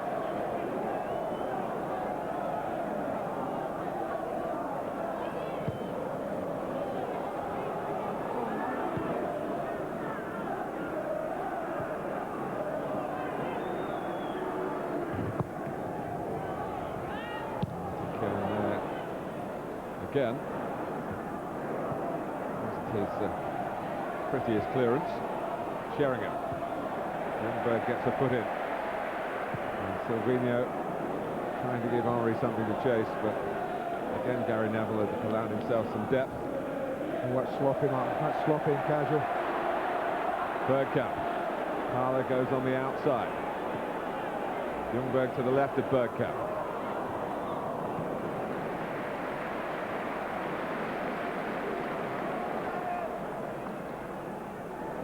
Neville relieved that would lead to another Arsenal chance. Silvestre. Sheringham's onside. Saw the supporting player who was Beckham. Coming together with Grimandi, that's what the crowd were yelling about. Silvestre, that's simple for Keown. Arsenal taking a leaf out of Manchester United's book, drawing them on and looking to hit on the counter-attack. Henry took that down with the use of an arm. And that's what I was suggesting. I think it was high up. I hit him on the shoulder, Mark. That's what I mean about the chance to break. If they absorb pressure and get players behind the ball at the moment, Arsenal have always got that outlet of Henry's pace. And really a better touch would have given them a better opportunity of making it two. Sheringham knew what was coming, but just went forward too far. Lushnik. Cushioned by Kanu. Bergkamp. Kanu again. Lushnik's on the gallop. Is he strong enough to get beyond Silvestre? No. Lovely great ball from Kanu. Beautiful pace on it. He's trying to use his own pace to just get his body in front of Silvestre. It's good defending. I'd say the same about Dennis Irwin's touch in his own penalty area.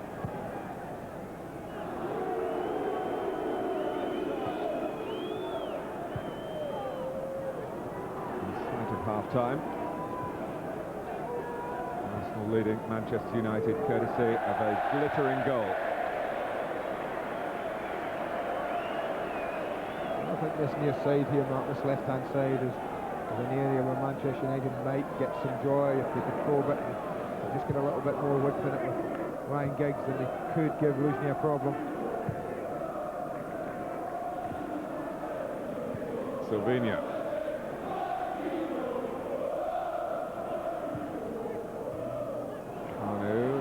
Got to play this one. Bergkamp coming across, breathing fire.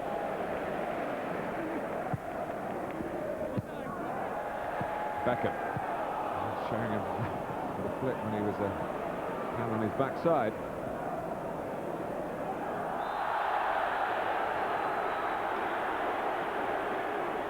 Old adversaries for half their lives. And no hard feelings from the Arsenal captain. Against Manchester United and one-time Tottenham striker. The only time Tony Adams stays down, Mark, is when he's committed a foul and he thinks, I'm trying to get away with this. Stay down for a moment. Henry is down here, courtesy of Irwin, who has been booked. I think that's a ploy they've tried to use, certainly from dead ball, from long range, Mark. They've tried to get Henry on the side of Dennis Irwin. They obviously feel Henry can beat Dennis in the air, can control him. And he's done a good job of that.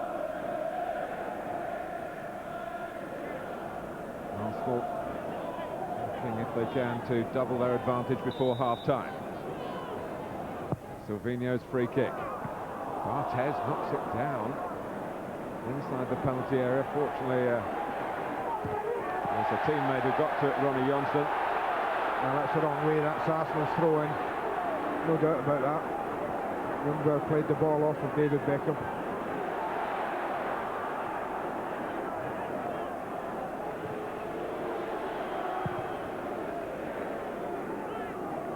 Barthez is holding his back, Andy, having kicked that one. Whether it's the same problem.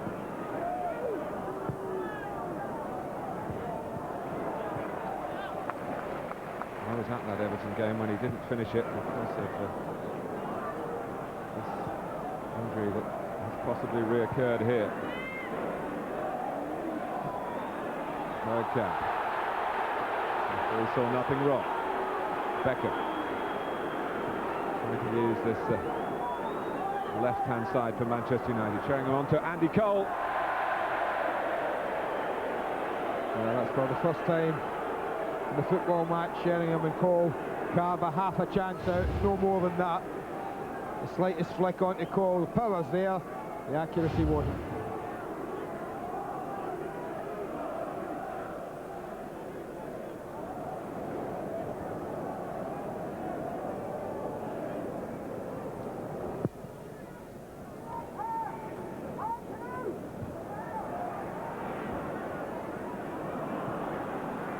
Fowler.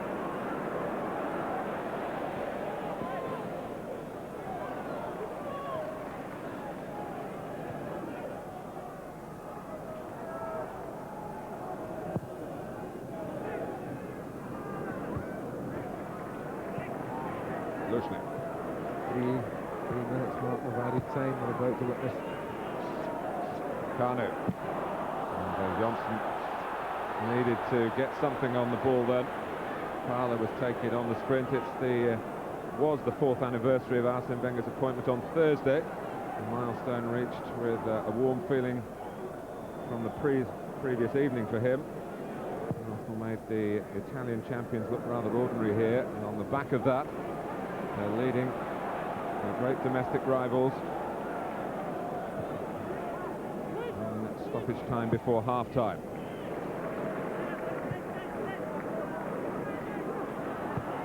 Beckham, Parler, Scholes tracking it. Well watched. I'll tell you what, Paul Scholes didn't take his eye off that ball, judged the spin on it and the bounce on it absolutely perfectly. We often talk about his ability to score goals, often forget how much work he does going the other way, just like that. Well, Silvestre and Barthez are testing the patience of the Manchester United manager, one feels.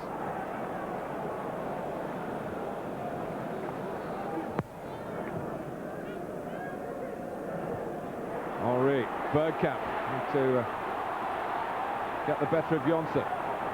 Ljungberg coming in, but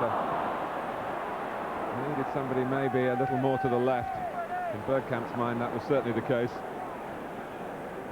Both made the same sort of run. I think a little ball along the ground, just threaded in behind, might have been the best option.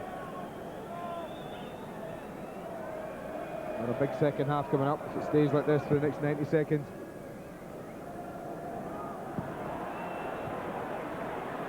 Raimondi, referee scored that even between Sheringham and Adams. Free kick to Manchester United in the final minute of time added on.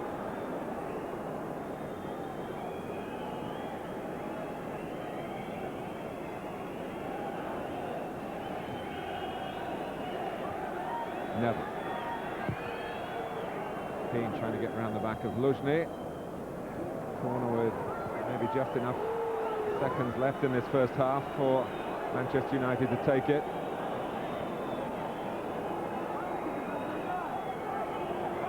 And it's all about concentration now. You're defending a corner. It's almost the last kick of the first half. This from Seaman. Referee looks at his watch. The last action of the first half. Thierry Henry has already scored some marvellous goals in his relatively short time as an Arsenal player, but today's effort, a real candidate for the pick of the bunch so far. Manchester United were making steady progress prior to that, but they go in at the break, a goal down to Arsenal at Highbury. Fantastic goal. We've seen some terrific goals so far this season. Is that top of the pile? We'll ask Graham when we come back. It separates these two giants at the moment. It's Arsenal 1, Manchester United 0 at half-time.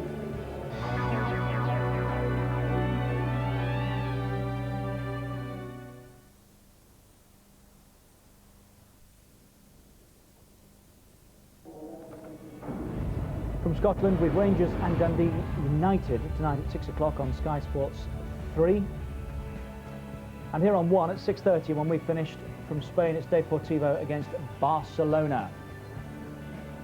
That's at 6:30 tonight here on Sky Sports 1.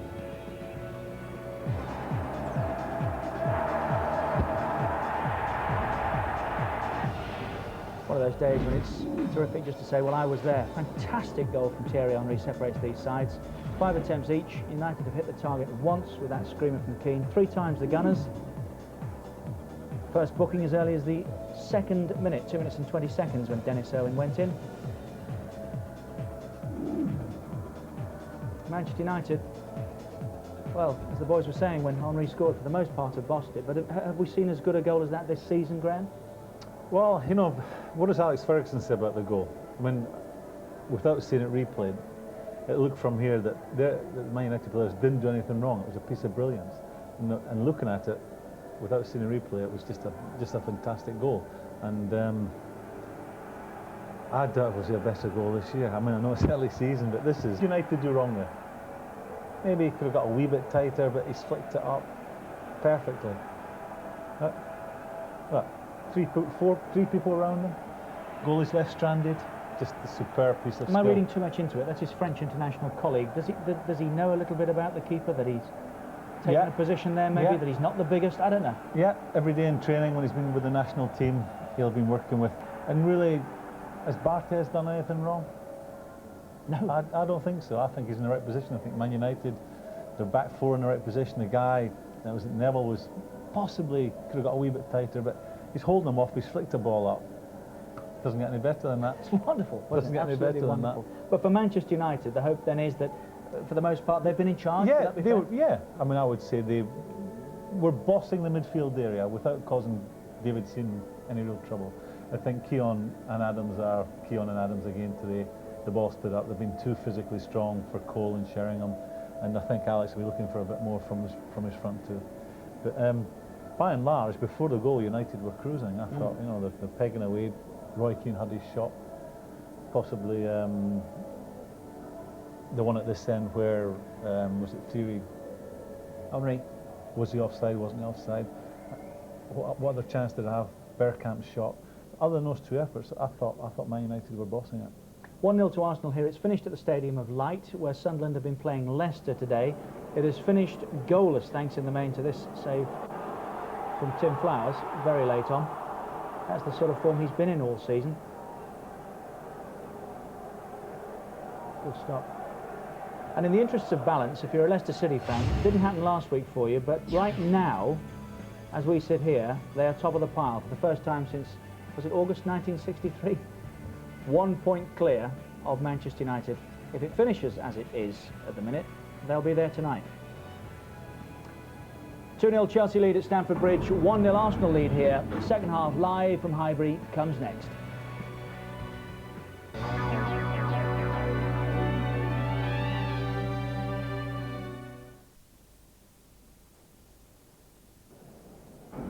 Quite simply, you won't want to miss this one next Saturday, live. The last one to be played at Wembley. Won't be the last time we say that, I'm sure, but it's England against Germany next Saturday, 12 o'clock. Sky Sports turn for Sky Digital viewers.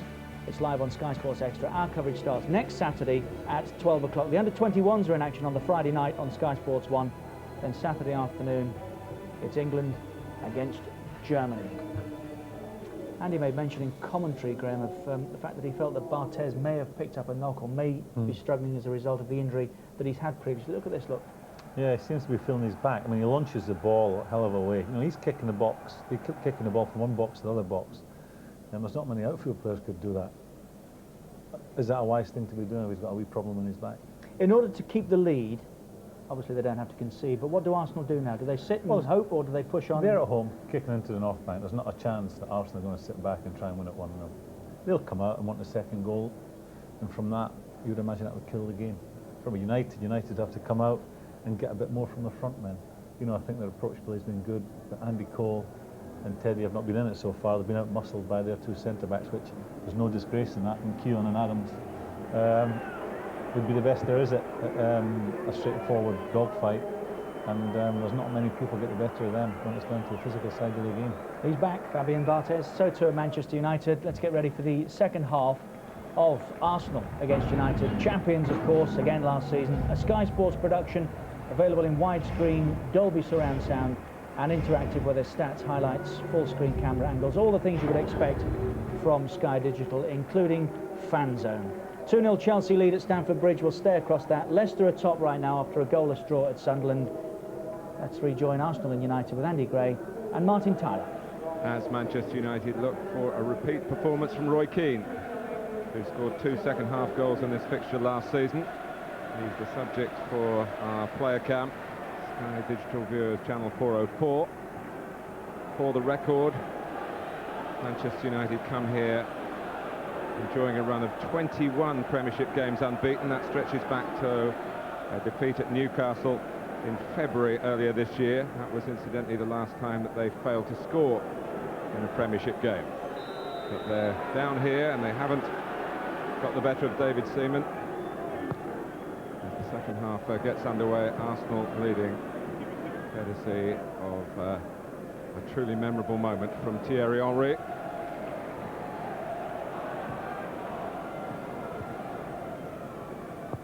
Beckham. Barthez moving well enough. Interesting to hear Graham Souness talk about the kicking and the problems associated with it. Of course, it is now a vital part of goalkeeping.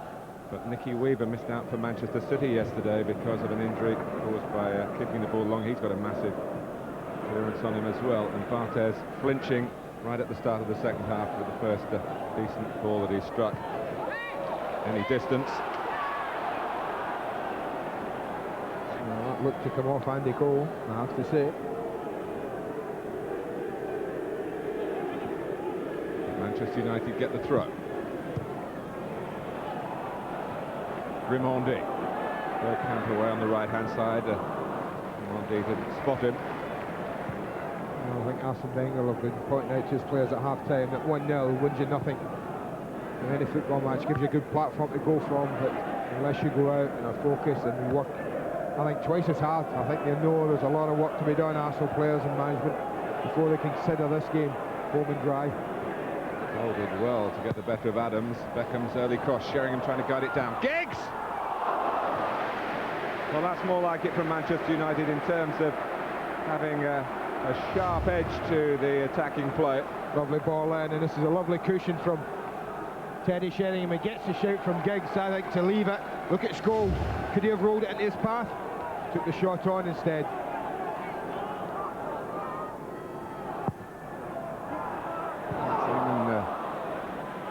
Came out without making a real contact, and the ball just bounced away from Giggs. Well, he missed that, but he didn't miss the save. Now, as he cushions that and takes it, look at Paul Scholes making ground. He wanted it, just played side, straight above the goalkeeper. Comfortable save. Here's Keane. David Seaman slipped, actually, as he tried to set off to his left-hand side. Well, this pitch is so lush. Well, every time we come here, we think it can't get any better, and it seems to. It would have been interesting on target. The England goalkeeper scrambling there. But already indications there that Manchester United are attempting to lift the tempo of their game.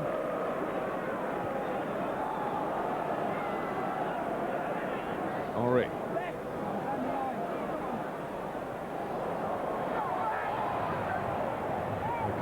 From the right-hand side, Henry was looking for him, but took his eye off the ball in doing so.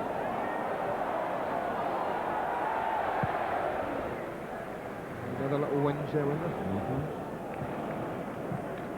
there? Rimondi. Two players tracking back for Arsenal. They couldn't go for the ball. They would have been flagged offside straight away.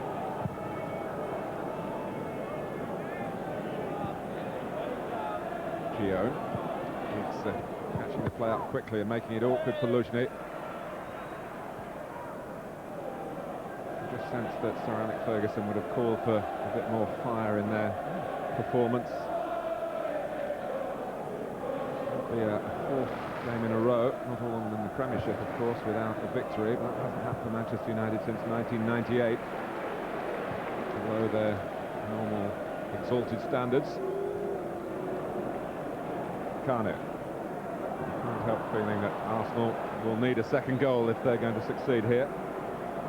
Kanu thought Silvino had just carried on his run. Silvino actually put the brakes on, so it looked a pretty poor ball, but the idea was quite a good one.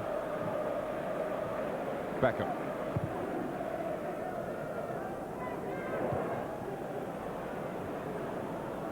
Having to chase his own touch. Silvestre.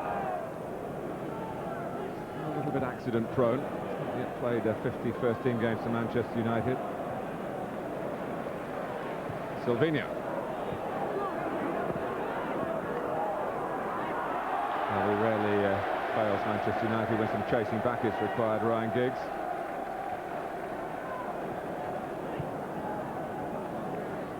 At the moment he's not on the left-hand side, and he played quite narrow in the first half. I thought it was extremely narrow. I just wondered at half-time whether Sir Alex would ask him to play a little wider, particularly when United got the ball. Doesn't seem to have asked him to do that as yet. You might be expecting Giggs to make a challenge on the Arsenal player on the ball. He was infield, and Henry, a give and go, great acceleration behind Ljungberg. Hear the howls of disappointment, those in the North Stand following Arsenal. Yeah, his pace is frightening at times, Thierry Henry. And he looks second favourite for this ball. It's a little give and go, but Johnson suddenly is blown away here, and it's so unlucky, Ljungberg. He arrives right on cue, but not in the right place.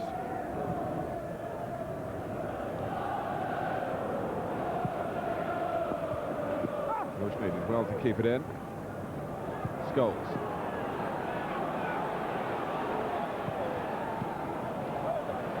Cole trying to pierce the Arsenal defence with a pass.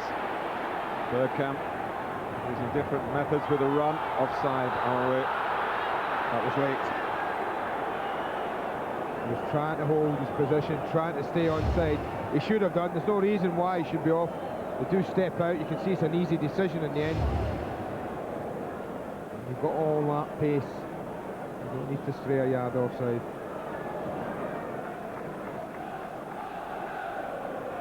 Johnson. Sheringham. Giggs infield again. Beckham had a look to see whether Dennis Irwin was going to move outside him, which he does, then uses him as a decoy. Giggs, Cole. Scholes trying to get there. Keown quickly into his defensive game to work it away. Silvestre. Manchester United pressing. Beckham, early cross. Instant cross, really. Instant clearance by Adams. Now Grimson is saying he didn't think Arsenal would stay back and defend the box. They're not doing it out of their own choice at the moment, Mark. They're doing it because Manchester United are pushing them back and asking them a question or two. Silvestre. Good pressure by Grimandi. Tenacious work. Arsenal without Patrick Vieira for the last time in this suspension. Beckham, Silvinho. I'm a little surprised at that decision. I don't know why. It certainly looked to me as if Silvinho got everything on the ball. There's a little tussle going on here as it dropped. Or Argan, watch this. There's a bit of pushing, there's a bit of shoving, there's a bit of fending off going on. But I just thought as he goes round here to try and get the ball, Silvinho, he gets his leg round, he hooks the ball away. Looks a pretty good tackle to me. About angles. We had a good angle on that. The referee, I don't think, did. Manchester United have benefited from his decision to the extent of getting the free kick. Oh, and Johnson came in and feels he was blocked off. Silvestre complaining as well. Scholes complaining as well. This is a lovely ball in. There's a threat all over that. I think Adams is entitled to stand his ground. It is a block, but it happens time and time again. Beckham right into Seaman's territory with an in-swinging corner. Scholes, Keown who got in the way of it. Giggs, great running from Paul Scholes, but no glory at the end of it because Seaman was out quickly. But Arsenal under the cosh at the moment. Their lead still held, but it's precarious. I thought the goalkeeper got a bit fortunate. Ljungberg. Henry. Turns away from Silvestre. Not far enough away though to be truly free to get in the cross. Silvestre gets the block in and it's a corner. Well, that's what you need. That's what you want your front man to do, Martin. Your defenders have been under the cosh the last 4 to 5 minutes. And suddenly they get a breather. Your front man wins you a corner all on his own, gives you a rest. Instead of defending, Keown and Adams can go and join the front boys. Keown got the taste against Shakhtar Donetsk. Highbury heroics then. Barthez. Look at the opposition as well as the ball, but this made solid enough contact. Bergkamp chasing back and impeding Roy Keane. Scholes. Cole. Been a good response by Manchester United at the start of this second half. Brought them a reward in the first 10 minutes. David Seaman, though, has been very much in the firing line in this period. It's a very good throw from Seaman to Bergkamp. Kanu. Arsenal trying to keep United occupied in their half of the pitch. Pulled out by Silvestre powerfully. Keane, Beckham. To work with. Beckham again. There's a give, but not really a go from Dennis Irwin. And here's Ljungberg.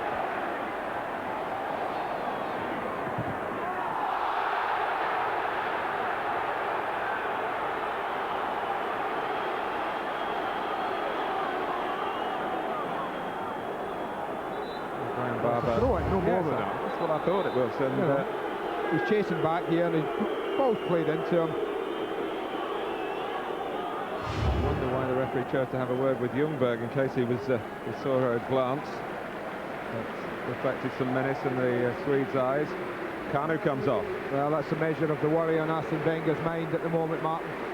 He's taken off attacker, shaking the head, says he's not happy with it, but his team needs supplement. They need someone in there who can shore it up a little bit, and that's what I think the reason behind the substitution, is concern about the mounting pressure from Manchester United. Henry. Silvinho got space to gallop into. Silvinho trying to find Bergkamp. Johnson saw it coming. Little inquest amongst the Manchester United defenders. Great defending from Ronnie Johnson in a situation like that, Martin. You got to pick a position and hope that you pick the right one. He did then. Keown and Adams are forward again. Adams hasn't scored in the Premiership since Manchester United were here just over 2 years ago. Taken at a high point by Barthez. Good textbook stuff from the goalkeeper. Giggs collects the throw beautifully. Cole, Giggs, Roy Keane marauding through the middle. Cole. Cross in the nick of time for Arsenal comes Parler.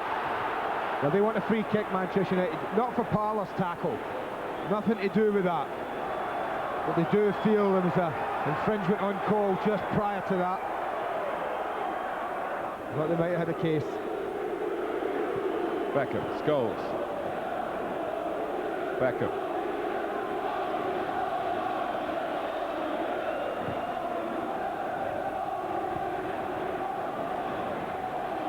Vivas, who seems surplus to Arsenal's requirements. He was allowed to go out on loan to Celta Vigo in Spain last season. He came back for this season, wasn't even given a squad number. They've needed him. Silvestre, and Parler needed again, this time inside his own penalty area. There's two great tackles Ray Parler's made, Martin, in the last minute of this match. Both vitally important. Solidly away by Keown. Arsenal went to sleep a bit at the corner. Henry. You feared a bit for Dennis Irwin in those circumstances, but shrewdness compensated for a lack of comparable speed to Thierry Henry. Well, the pressure mounts, I tell you. This has been pretty impressive from Manchester United, right from the second half whistle. They've pressed Arsenal back. Arsenal felt that Cole handled them.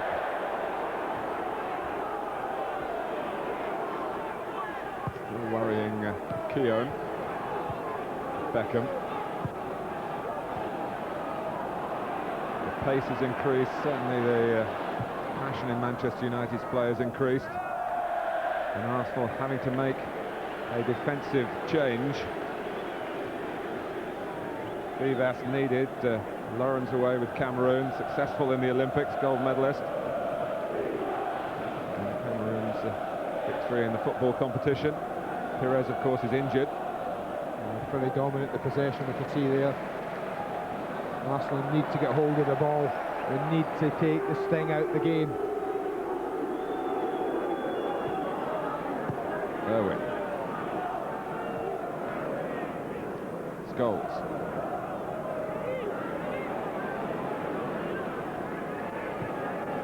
Giggs trying to orchestrate it from inside the centre circle. Vivas. Arsenal look to Henry again to buy them some time. Fowler.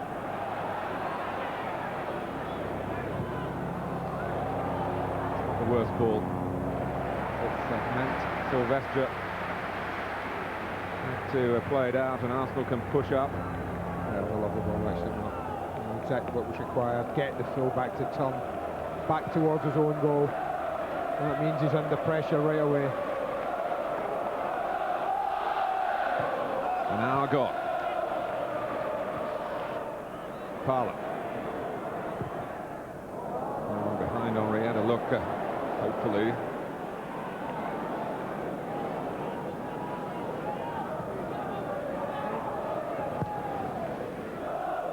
Keown having a look at the ball, and Andy Cole was coming from as well. Giggs, who followed up at Everton a couple of weeks ago in similar circumstances, as the ball actually broke to him then off the goalkeeper to slot in for Manchester United. Silvinho is now the subject of our player cam, channel 404.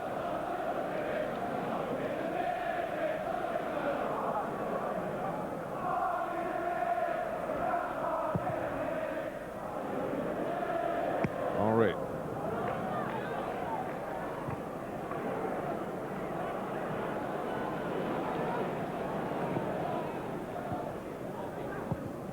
Sylvestre. Good work by Grimondi to force Scholes back.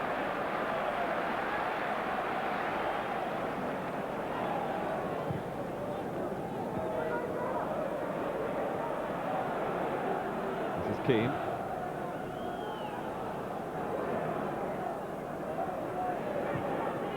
Sheringham. Beckham.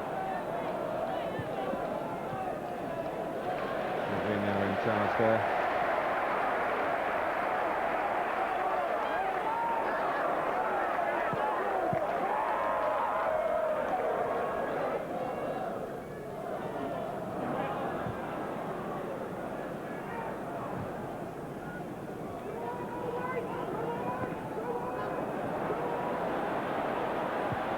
Vivas forcing Sylvestre. We'll play it back. In goes Grimondi. It's those sort of attributes that are serving Arsenal well at the moment. He did well doing that, Grimondi, breaking up the play mark as often as he could.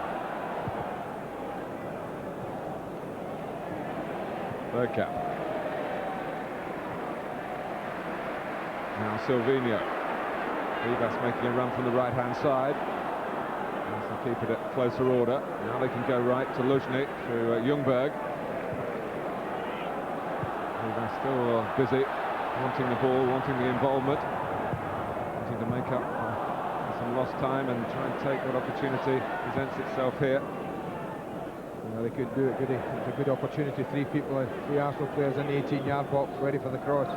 They just look as if they've seen Manchester United off, Mark. It was a pretty good 15 minutes of the second half for them. Lots of pressure, but Arsenal have seen that out now. It's a bold prediction. Well, for the moment, which makes me think that maybe Sir Alex now might be thinking, well, is there time to change it? Should we be looking to freshen it up? Cole. Get past Adams. Ljungberg. Now Henry. Only Freddie Ljungberg in the centre. Bergkamp trying to arrive, but by the time he was reaching the edge of the box, Manchester United were breaking out. Well, they're not overcommitting Arsenal now, Mark. I mean, they were quite happy to keep red shirts behind the ball. 6 against 3. Silvestre.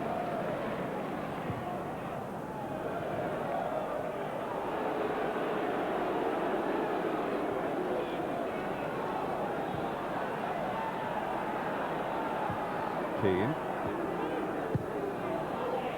But Henry back behind the ball for Arsenal. Haller turn away from trouble quick enough, but the ball broke Arsenal's way. Now there's an outlet with Bergkamp, and it's 2 against 2. Bergkamp and Henry, the 2 Arsenal players, and a great tackle by Gary Neville for Manchester United, but Silvinho's quickly on the scene. Still Silvinho! He's round the goalkeeper, but there's no angle immediately for the shot. Oh, unbelievable. What a pity. He deserved more support than he got at the end of that wonderful weaving run. This is Sheringham. Oh, what a chance again. Oh, goodness me. Could be 2-0 at one end. Could be 1-1 at the other.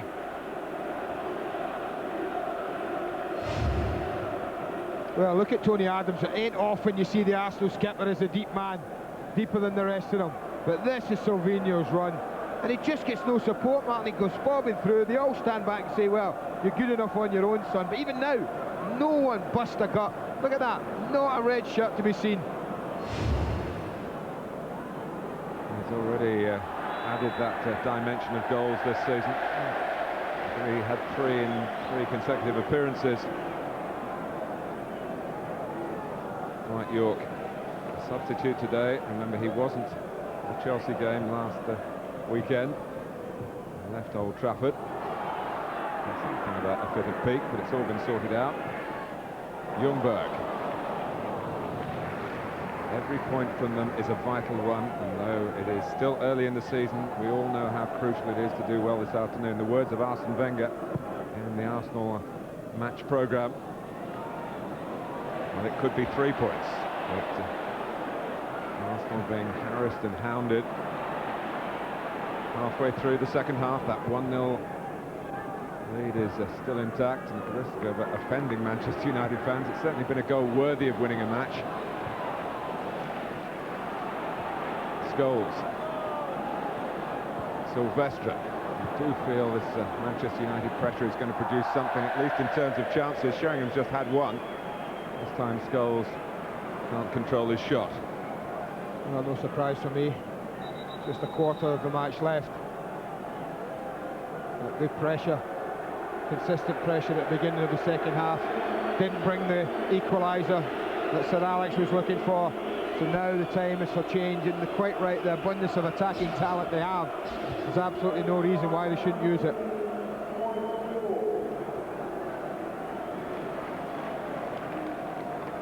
But it's one striker for another, rather than augmenting the attacking force, changing the overall balance of the side.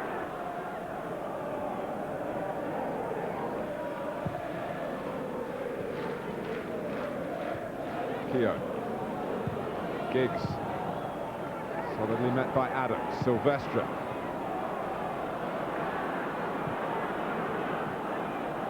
Rowan. Giggs coming across towards the near post, leaving Cole behind him. Andy Cole appealing to the referee. His shirt was being pulled. I'm sure it was. It happens so often. Every cross that comes into you. Penalty area now is contested like that, but he just muscled Lushni out the way. Couldn't quite direct his header on target. What you have to take into account with Arsenal now, man, this is not the back-four-ing goalkeeper. 3 of them are that for so many years we're used to saying 1-0 to the Arsenal. They've struggled with clean sheets. Only 1 this season so far in the league. And that was against a team that finished with 9 men. So Liverpool. That's why there's got less than confidence around this ground that they can hold on to this lead. Under George Graham, the old guru here, was saying yesterday when his Spurs side conceded 4 that defending in the Premiership this season is below standard. I wouldn't argue with that.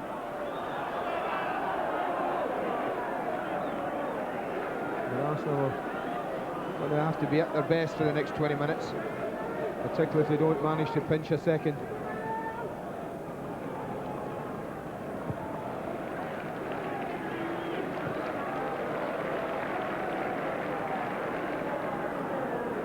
Owen.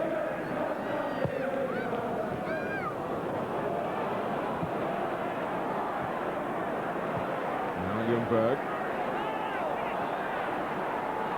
He's working hard to try and make an early impression. Henri.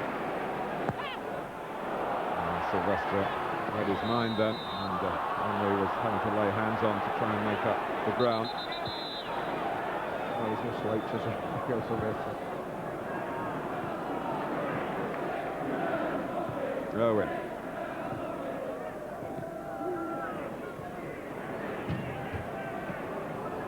Sylvester. Cole confusing Adams. It comes out to Irwin. Now Keane.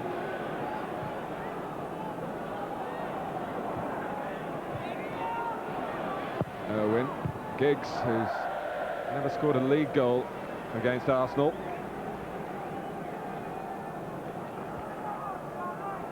Another reminder, the England under-21 against Germany under-21s, that's a competitive fixture in the European competition. Friday 7:30, Sky Sports 1. And the main event from Wembley. Our coverage starts at 12 on Saturday, Sky Sports 2 and Sky Sports Extra.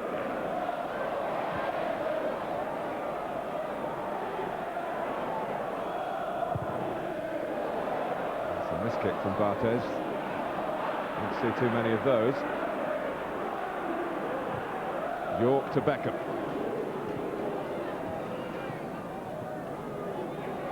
Go the other way if you want. Watch the space there for Sylvester. Scholes. Every challenge to the Highbury rafters here. A successful one from the home side as Parlis was there. I think Parler and Raimondi have dogged it for Arsenal in there, Mark. You know, without Patrick Vieira, those two have done exceptionally well for Arsenal. Oh, goodness me. He's one of the most experienced Premiership assistant referees, as we must call them, Phil Sharp. I say when the ball was played, I thought he might have been offside, but the flag went up a long time after that. Irwin. Raimondi intercepting. And an unselfish work that's so important for Arsenal in these circumstances. Bergkamp.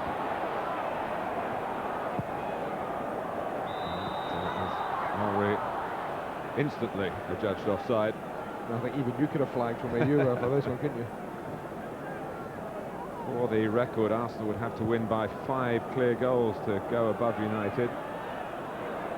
And as we move into a new month, you might remember it was last October when United did lose 5-0 in London to Chelsea. I think Arsenal would settle happily with simply being level on 15 points with the defending champions by close of play here. They're hanging on to a 1-0 lead with 17 minutes to go.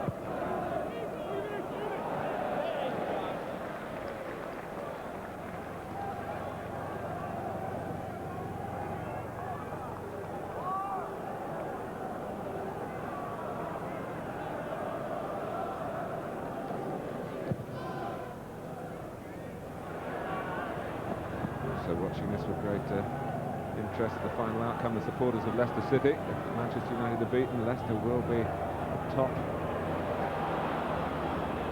Last happened in 1963.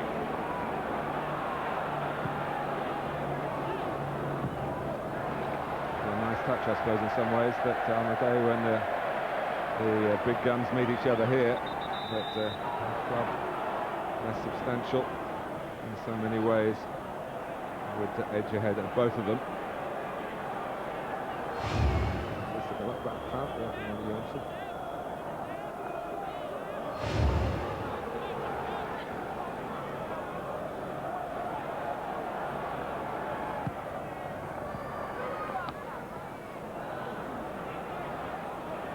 Scholes.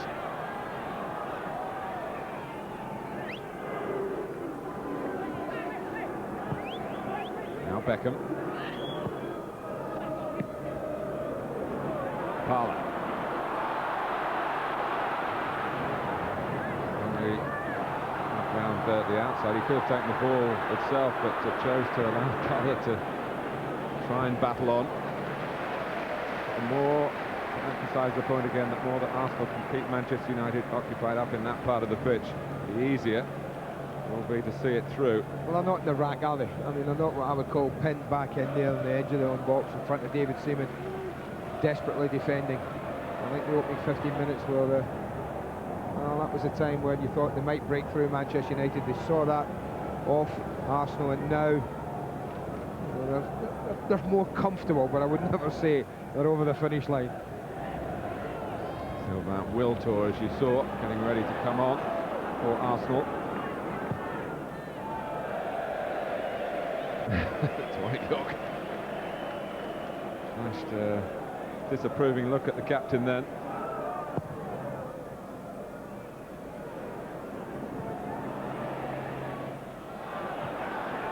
Silvestre.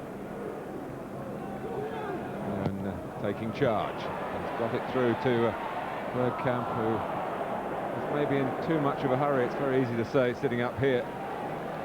And find a pass to release Henry.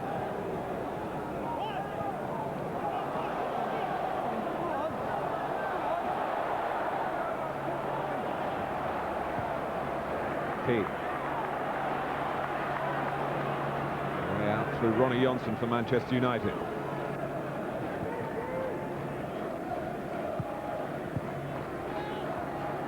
Silvestre.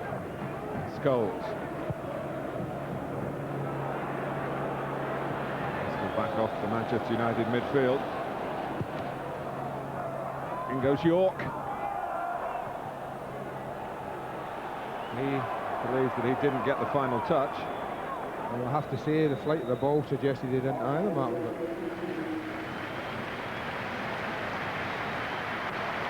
Wiltor leads the applause for the departing Dennis Bergkamp.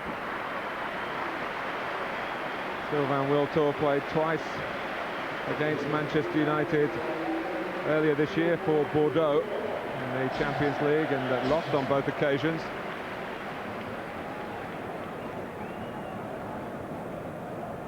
On with Arsenal still leading against the old enemy by the old scoreline.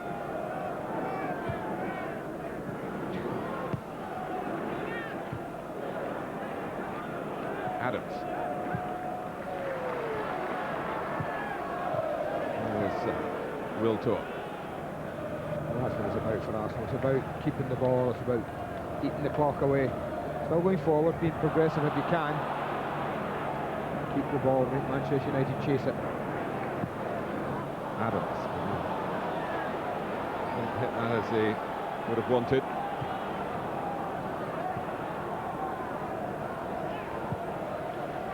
Scholes.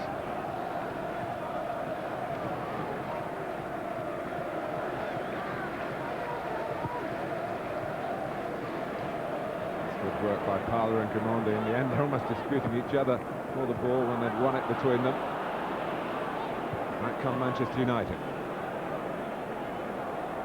Scholes. Key. Great challenge by Adams. No margin for error with a yellow card pretty early in the piece here today.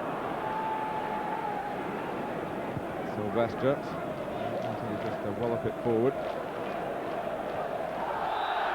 Giggs can't get away in his familiar territory. And Mark Keown's just got down on the edge of the box. Not sure if he's got... Well, he has got a problem. How serious it is, I'm not sure. Got the ankle coming up the tape.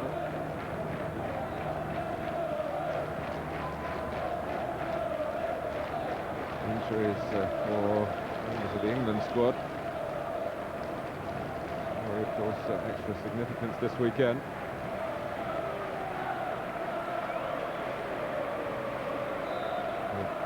Dwight York now the subject of our player cam for Sky Digital viewers on channel 404. Again, soldiering on, like the old warrior that he is. Luzhny.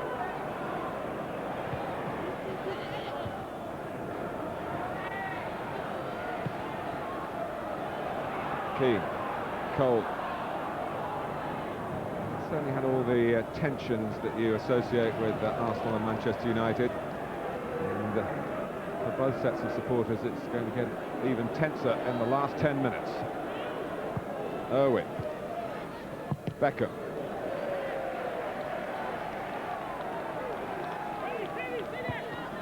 United watching their clocks and worrying. The countdown's going on far too slowly. Scholes. Silvestre. Henry having to try and get a tackle in, but he wasn't successful. Ljungberg is, though, but the whistle's gone against Grimondi.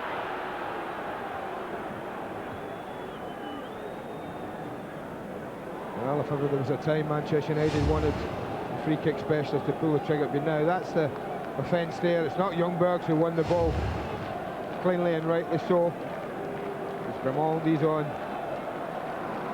Well, if anyone goalkeeper would know all about David Beckham, surely it must be. Martin Keown's gone onto the line. Immediately Dwight Yorke moved in where he would be onside. Keown playing a cat and mouse. He's back again. Gary Neville has now joined the wall and is not welcomed.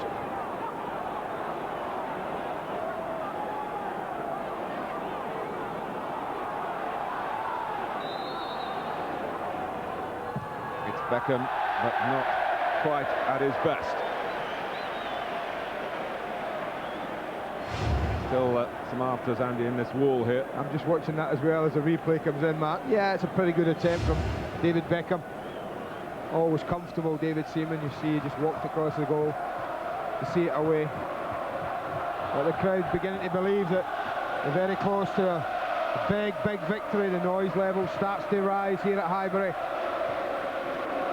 I would temper that by saying there are still 8 or so minutes left.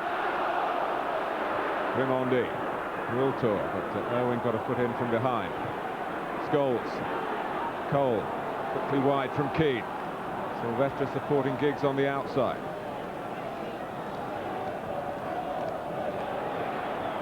Parlour there for Arsenal, as he's been so often.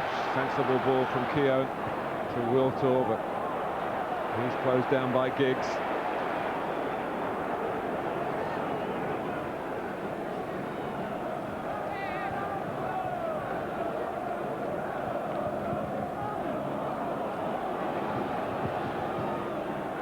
Cole.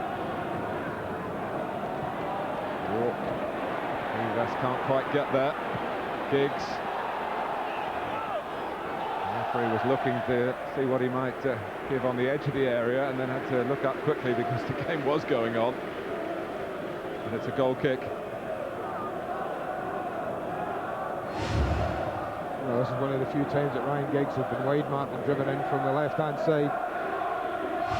Nothing in that for Manchester United, I have to say. Arsenal have led since the 30th minute.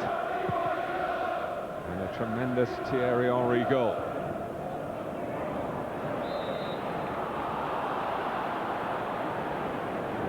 Charged unfairly by Parlour. Irwin. For Scholes. The end turn for Silvestre has seen plenty of the ball in this sort of position. Giggs.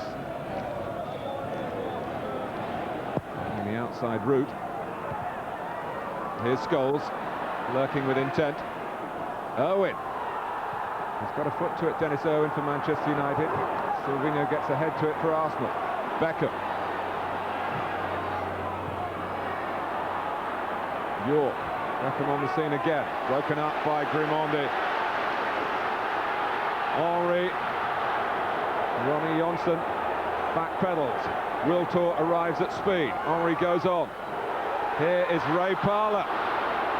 But it needed instant control. And he who hesitates there in a game like this loses possession for sure. And Ray Parlour trying to get back now. Tired legs, Mark must have played some part. He's rocked his socks off Ray Parlour. He's back winning the ball back again. He's unlucky. He's unlucky.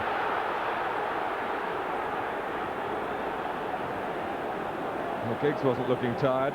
Fowler still managed to get in a challenge that certainly eyes on the ball and maybe foot to the ball as well.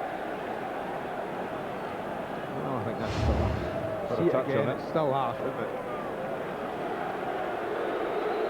But they might well have wrapped the game up, Arsenal, Martin, with that break. Well, they're going to Solskjaer to add to Arsenal's worries defensively. Adams is still there in commanding style. Ljungberg skips away from Scholes. Arsenal breaking. Silvino sprinting down the left. Wiltor too keen to get through the middle. That's a bad choice, you know. They've got plenty of time, they've got plenty of players. Just keep the ball. Could have kept it moving left or right comfortably, Freddie Ljungberg.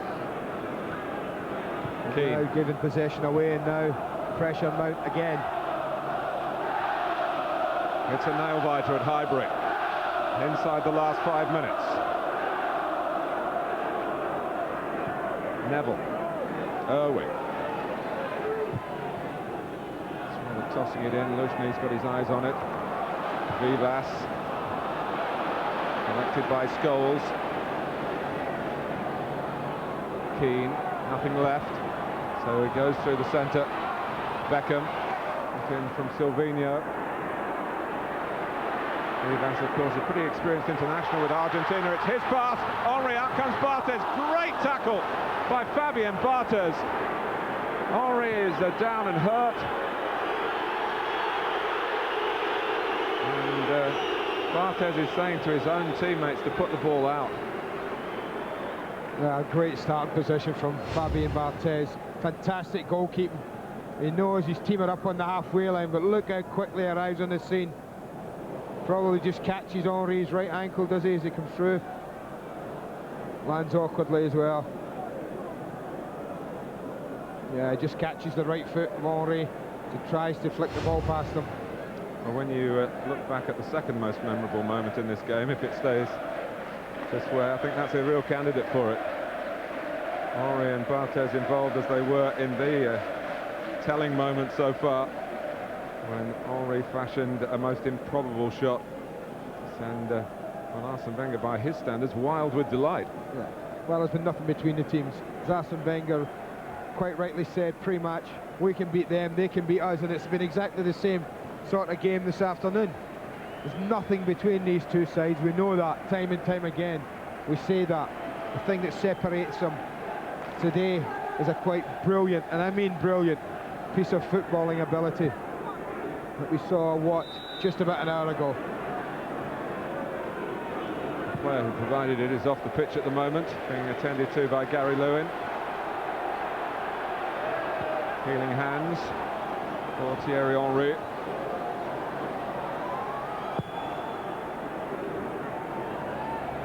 Keogh. Collected by Silvestre. David Seaman with a straightforward piece of collecting of his own. Henry gets the wave from the referee to come back on.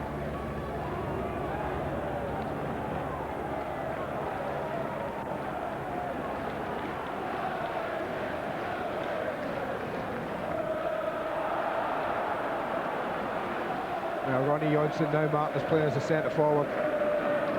It's a knock it up. Can they get a drop? Can they get a shot on goal?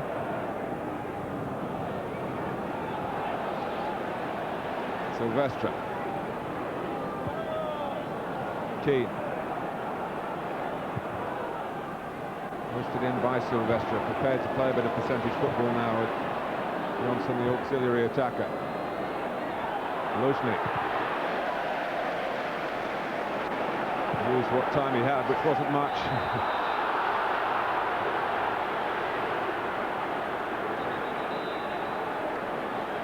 Neither participant like that very much, Gary Neville and Thierry Henry. He says calm down, and he's not too calm himself. Yeah, new pace was arriving, Gary Neville, didn't he? Right across the front of him. Very clever defending.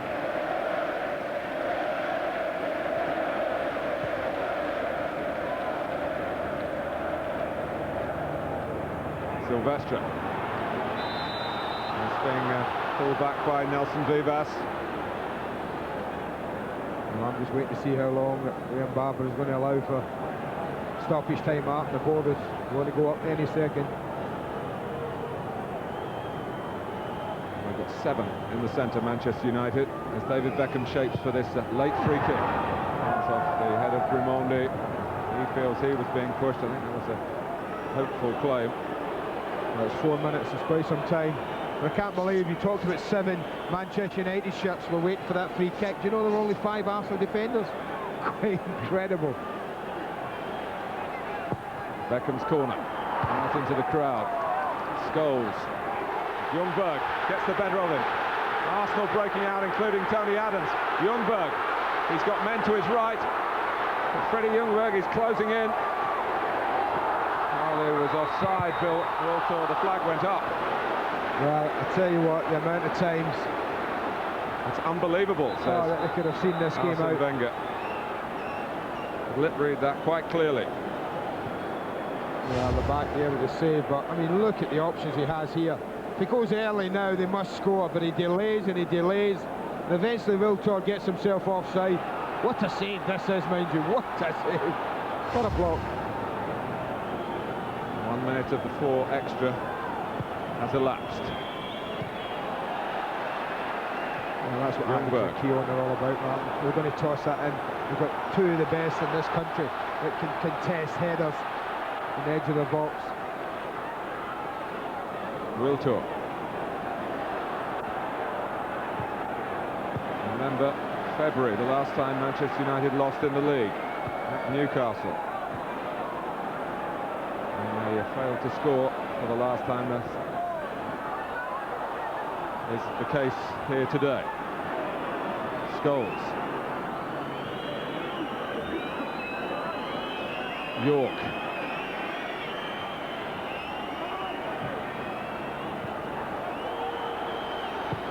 Keane's cross. York, but Keown is there again. Henry. Caught from the back by... Oh, let it go, Neville. let it go. And book Gary Neville. Yeah, I know that, Martin, but why not let it go? And then book Gary Neville.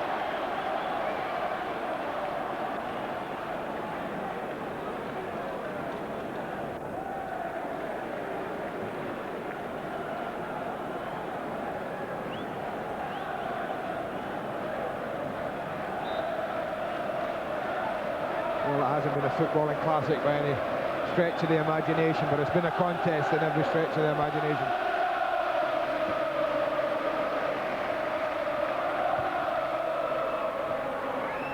Scholes.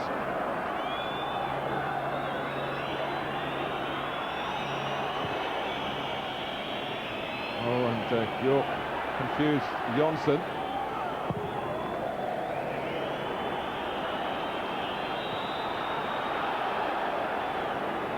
Flag was up against Wiltor. Scholes. 1 extra minute. He just felt sure it has to go in. I really like to play football, but it's got to be. There are times in a football match when you have to take a chance and toss it in there. This was one of them. Henry. It's a runner on the right-hand side. It's Nelson Vivas.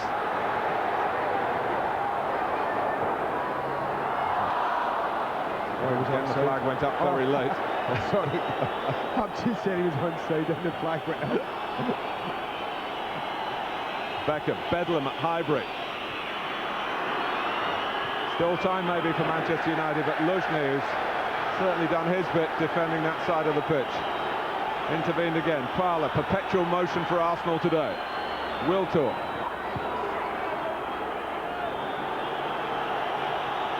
You don't beat Manchester United without expending every drop of sweat, every ounce of energy. But they've beaten them.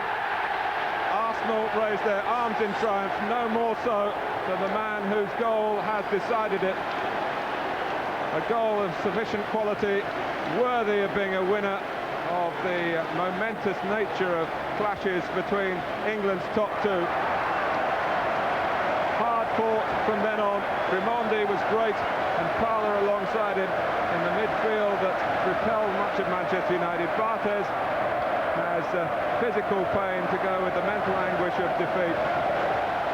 And he gets consolation from his fellow countrymen, opponents today. But he was beaten the once and no disgrace in that because of the glorious nature of Henry's goal. And Leicester City are top of the Premiership tonight.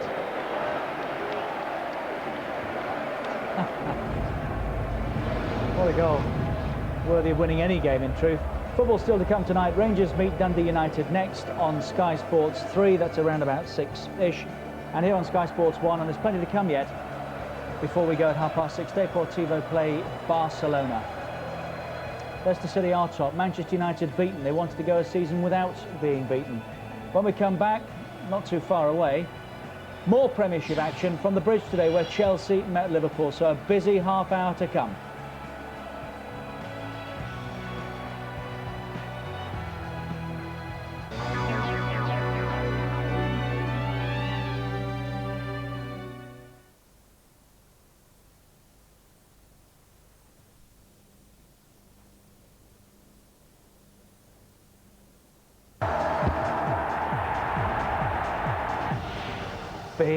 Big result if you're a gunner. 1-0, Thierry Henry, fantastic first half goal.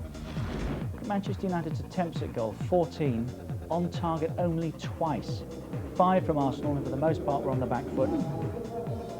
But a piece of magic worthy of winning any game, anywhere in the world, separated these two giants. It means, of course, Leicester City, as Martin said, are top tonight after their goalless draw at Sunderland. Show you how Chelsea and Liverpool got on shortly. Right, now let's find out who was man of the match here. Well, the Carling man of the match for scoring a goal worthy of winning any game is Arsenal's Thierry Henry. Thierry, what do you remember of the goal? I don't know, I just wanted to control that ball well, to turn and to shot. That's what I did, and the ball went in the back of the net, and it was a strange goal for me because I used to play all the time with Fabien Barthez in Monaco and in the French team, and today I had to score against him, and we had to win, so it was very important to score that goal. Did it give you extra satisfaction to score against Fabien Barthez? No, it was really important for us to win that game because they had 3 points ahead. So now we cash them back, and I think it will be interesting for the rest of the season. I know it's only the beginning, but last year they won here, and it was already a big gap between us and them. But it was important because you know I was a bit down because I couldn't score the last 6 games with Arsenal, and I wanted to do well today for the crowd and for my teammates. What was the celebration all about as you ran towards the bench? It was a celebration. I said yesterday to the master, Joe, I said to him, if I scored tomorrow, I will do the advert, you know, the Budweiser. So I done it because I liked it. So I did it for Joe, the master. Well, no beer, but some champagne. Well done. Thanks. Nice line. Great goal, wasn't it? As you said, it was good enough to win any game of football, and that really was what separated the two teams at the end of the day. Both really good teams, different styles. United did have most of the play with their more passing and movement. I thought they were better to watch on the day. Arsenal sat in after they got their goal, or maybe they're made to sit in, Richard, because, as I said, Manchester United had so much of the ball and passed it around so well. But I think Manchester United must be disappointed because it didn't, you know, with 14 efforts a goal and 2 on target. We can't really remember David Seaman making any real special save apart from Roy Keane's first half. I think Man United will go away feeling disappointed because they've had so much of the ball here at Highbury.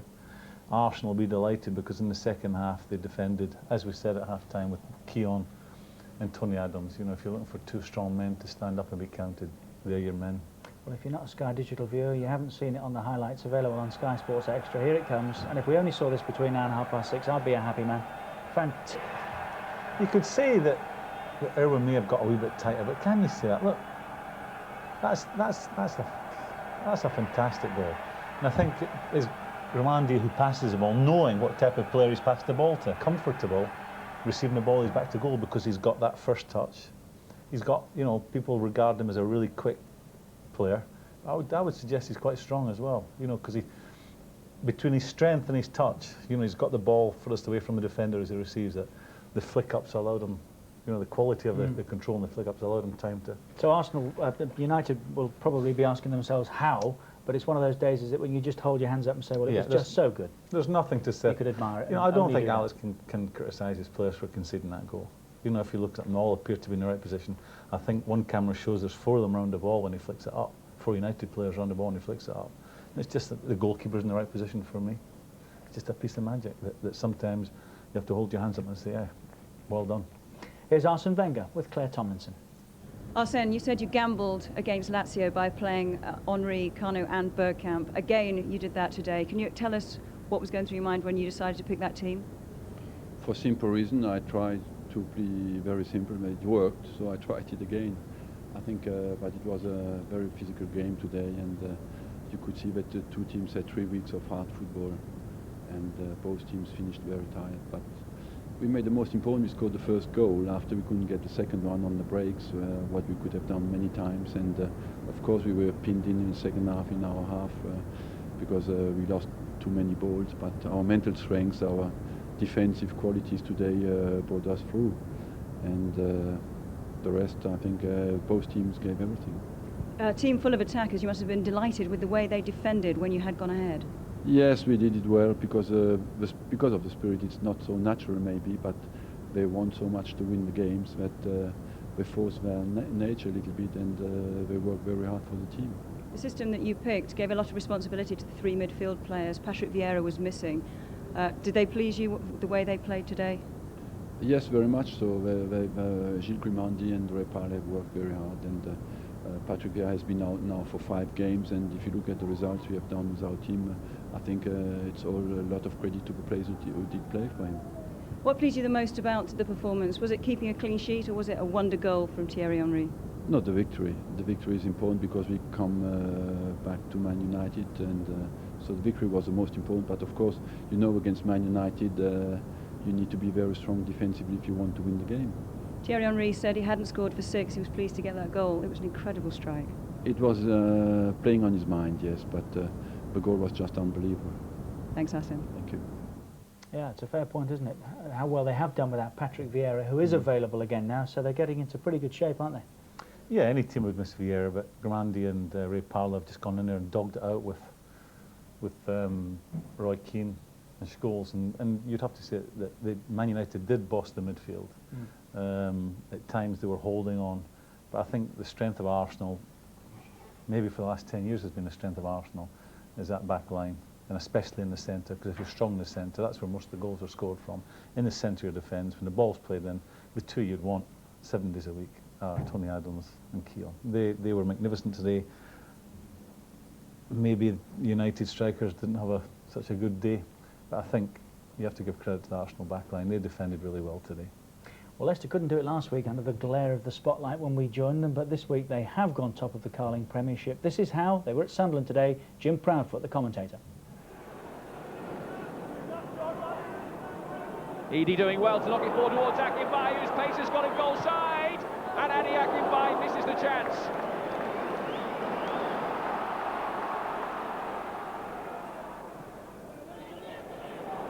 Now Quinn got goal side, and a brilliant challenge from Elliott has rescued the day for Leicester.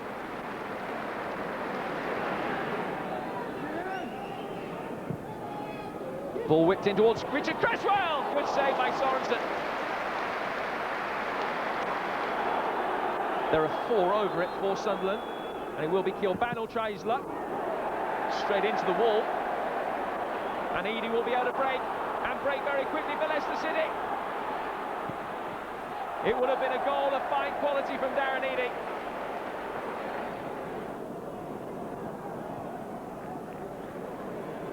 Kilban makes a decent cross towards Julio Arca. Great header back, and somehow Leicester survive. Everybody's always desperate for a good start, especially when you're a new manager at a club and you've followed a good one. So, you know, we're delighted with the position that we're in. Everybody deserves the credit. The players have worked their socks off. Hasn't done much wrong yet, has he? All credit to Peter Taylor, yeah. You know, he took over a healthy situation, but appears to have improved it. When we come back, we'll see how Chelsea got on today. In the drop zone when they started, Liverpool were at the bridge. Highlights are next.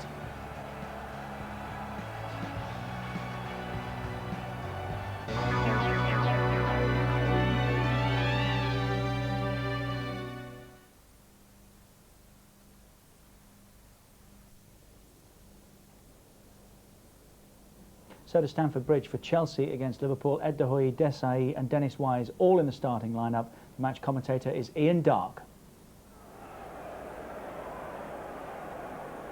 Now then, Frank Leboeuf, distance 30 metres, play towards the back post. Hasselbank was attacking it, Desai was in there as well. Liverpool sides in the past have looked vulnerable from this sort of situation. Westerveld seemed to be impeded, and the goal is going to be given, I think, here. Dennis Wise was in there, and he'll be claiming it. But it actually comes off Westerveld. It's an own goal, that. What a horrendous mistake from the Dutch keeper.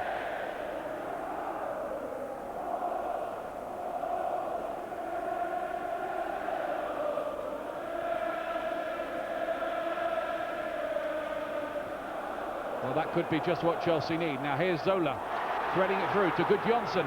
Hasselbank, he can make it two. He does make it two. Well, what a start this is for Chelsea. 2 goals in the space of about 90 seconds for Chelsea.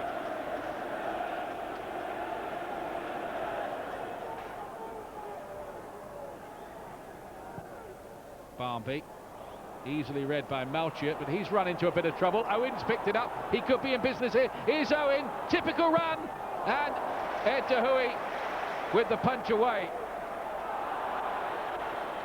But Chelsea almost caught napping. First sign of anything for Liverpool. Lasso. Here's Ida Gudjonsson. Oh, well, that could have been another own goal, easily. Steven Gerrard there, misunderstanding between him and Westerveld. There was no blue shirt anywhere near.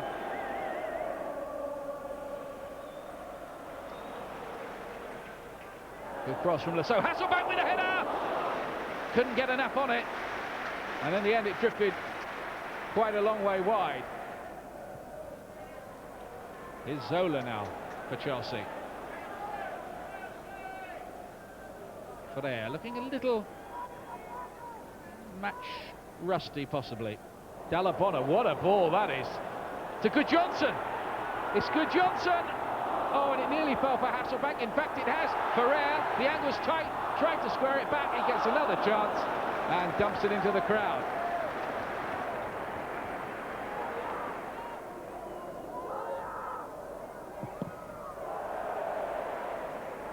Carragher. Ferrer was there. Hamad. Oh, that was really travelling. Barmby. Now Heskey pulling away from Malchiot into space.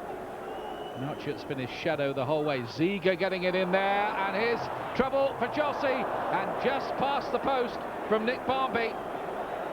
And that could have been Liverpool's opportunity. Gudjonsson working well with Hasselbank. Gudjonsson's pulled away to the back post if Hasselbank can find him. And it was just blocked on its way through. Wise trying to get it forward, goes to ground. But look how well positioned Dermot Gallagher was, about a yard away, and he said no. Oh, bit of nastiness here. Dennis Wise involved with Gerrard. What's going to happen here? Chelsea had 2 players, including Wise, sent off when these 2 sides met at Anfield last season. Desai went as well in that game. Now, are they going to get away with this, these 2? I think it's yellows for both. And Liverpool with an interesting looking free kick around the edge of the box, which Ziege might fancy. He does, he curls it, and he curls it over. Ziege. Herpia. Straight to Malchiot, curiously enough. It's a bit untidy there. Gerrard almost letting in Gudjonsson here, and it's a chance for his first Chelsea goal. He's taken it too. It was a terrible error. Really bad error by Steven Gerrard. Oncho tried to get back to repair the damage, but Gudjonsson was onto it like a flash and finished very, very icily indeed. The game seems to be opening out a little bit. It's Fowler, he's got a chance here! Oh, and past the post it goes from Robbie Fowler. Chelsea's first Premiership winning 7 out of the bottom 3 as a result. Derby, Bradford and West Ham in there. Chelsea up into 12th place. Top half. Spurs, Ipswich, Leeds, Liverpool, Charlton, Villa, Newcastle, Arsenal up into 3rd. Manchester United off the top. New leaders, Leicester City, top of the pile for the first time since August 1963. Do you have any concerns about Chelsea against teams like Liverpool? Was that a home banker today? It wasn't a home banker, but I think we said at the Charity Shield, you know, they're capable of beating the very best, Manchester United, on the day, but it's their away trips to the lesser lights where they seem to slip up and have done on a regular basis over the last couple of years, and that's why they've never really come close to winning the Championship. But against the top teams, as they were today, not a home banker, but a win. A win, yeah. United were beaten here. Let's hear from Alex Ferguson with Claire Tomlinson.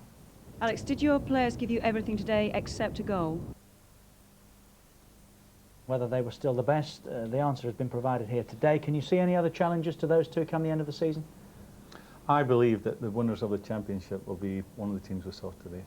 I think you saw, as the game panned out, with Manchester United having more and more of the ball and Arsenal being pushed deeper and deeper, it suited Arsenal with the pace they have up front and the way they defend. You know, you want, if you're going to have joy against Arsenal, you want to get them further up the park, so they're leaving areas in behind them where you can maybe catch them. But as Man United dominated play, they went further and further back, edge the 18-yard line, trying to throw balls in. For Keown and Adams, that's food and drink. But I think the winners of the Premier League today will be from one of the teams we saw today. But you, I mean, just a little bit too early to say which one, perhaps. There's so much good football to come yet, isn't it? It's going to be hard to pick, but if you put me on the spot and I sat on the fence before the game, I think Man United will win the Championship again. But not yet, not by a long way yet. Leicester top tonight, of course. Chelsea out of the bottom 3. Spanish football to come here on Sky Sports 1. Deportivo play Barcelona. That's next. Over on Sky Sports 3 now, it's Rangers against Dundee United. Incentive for Rangers today is that Celtic were held up today at Aberdeen. So that's over on 3 at the moment. Spanish football here next, but I tell you what, there won't be a better goal anywhere, don't care, anywhere this weekend now than the one we saw here today that separated these two giants. An absolute masterpiece from the Frenchman Thierry Henry. From Graham, myself and the boys, the rest of the team, it's goodbye.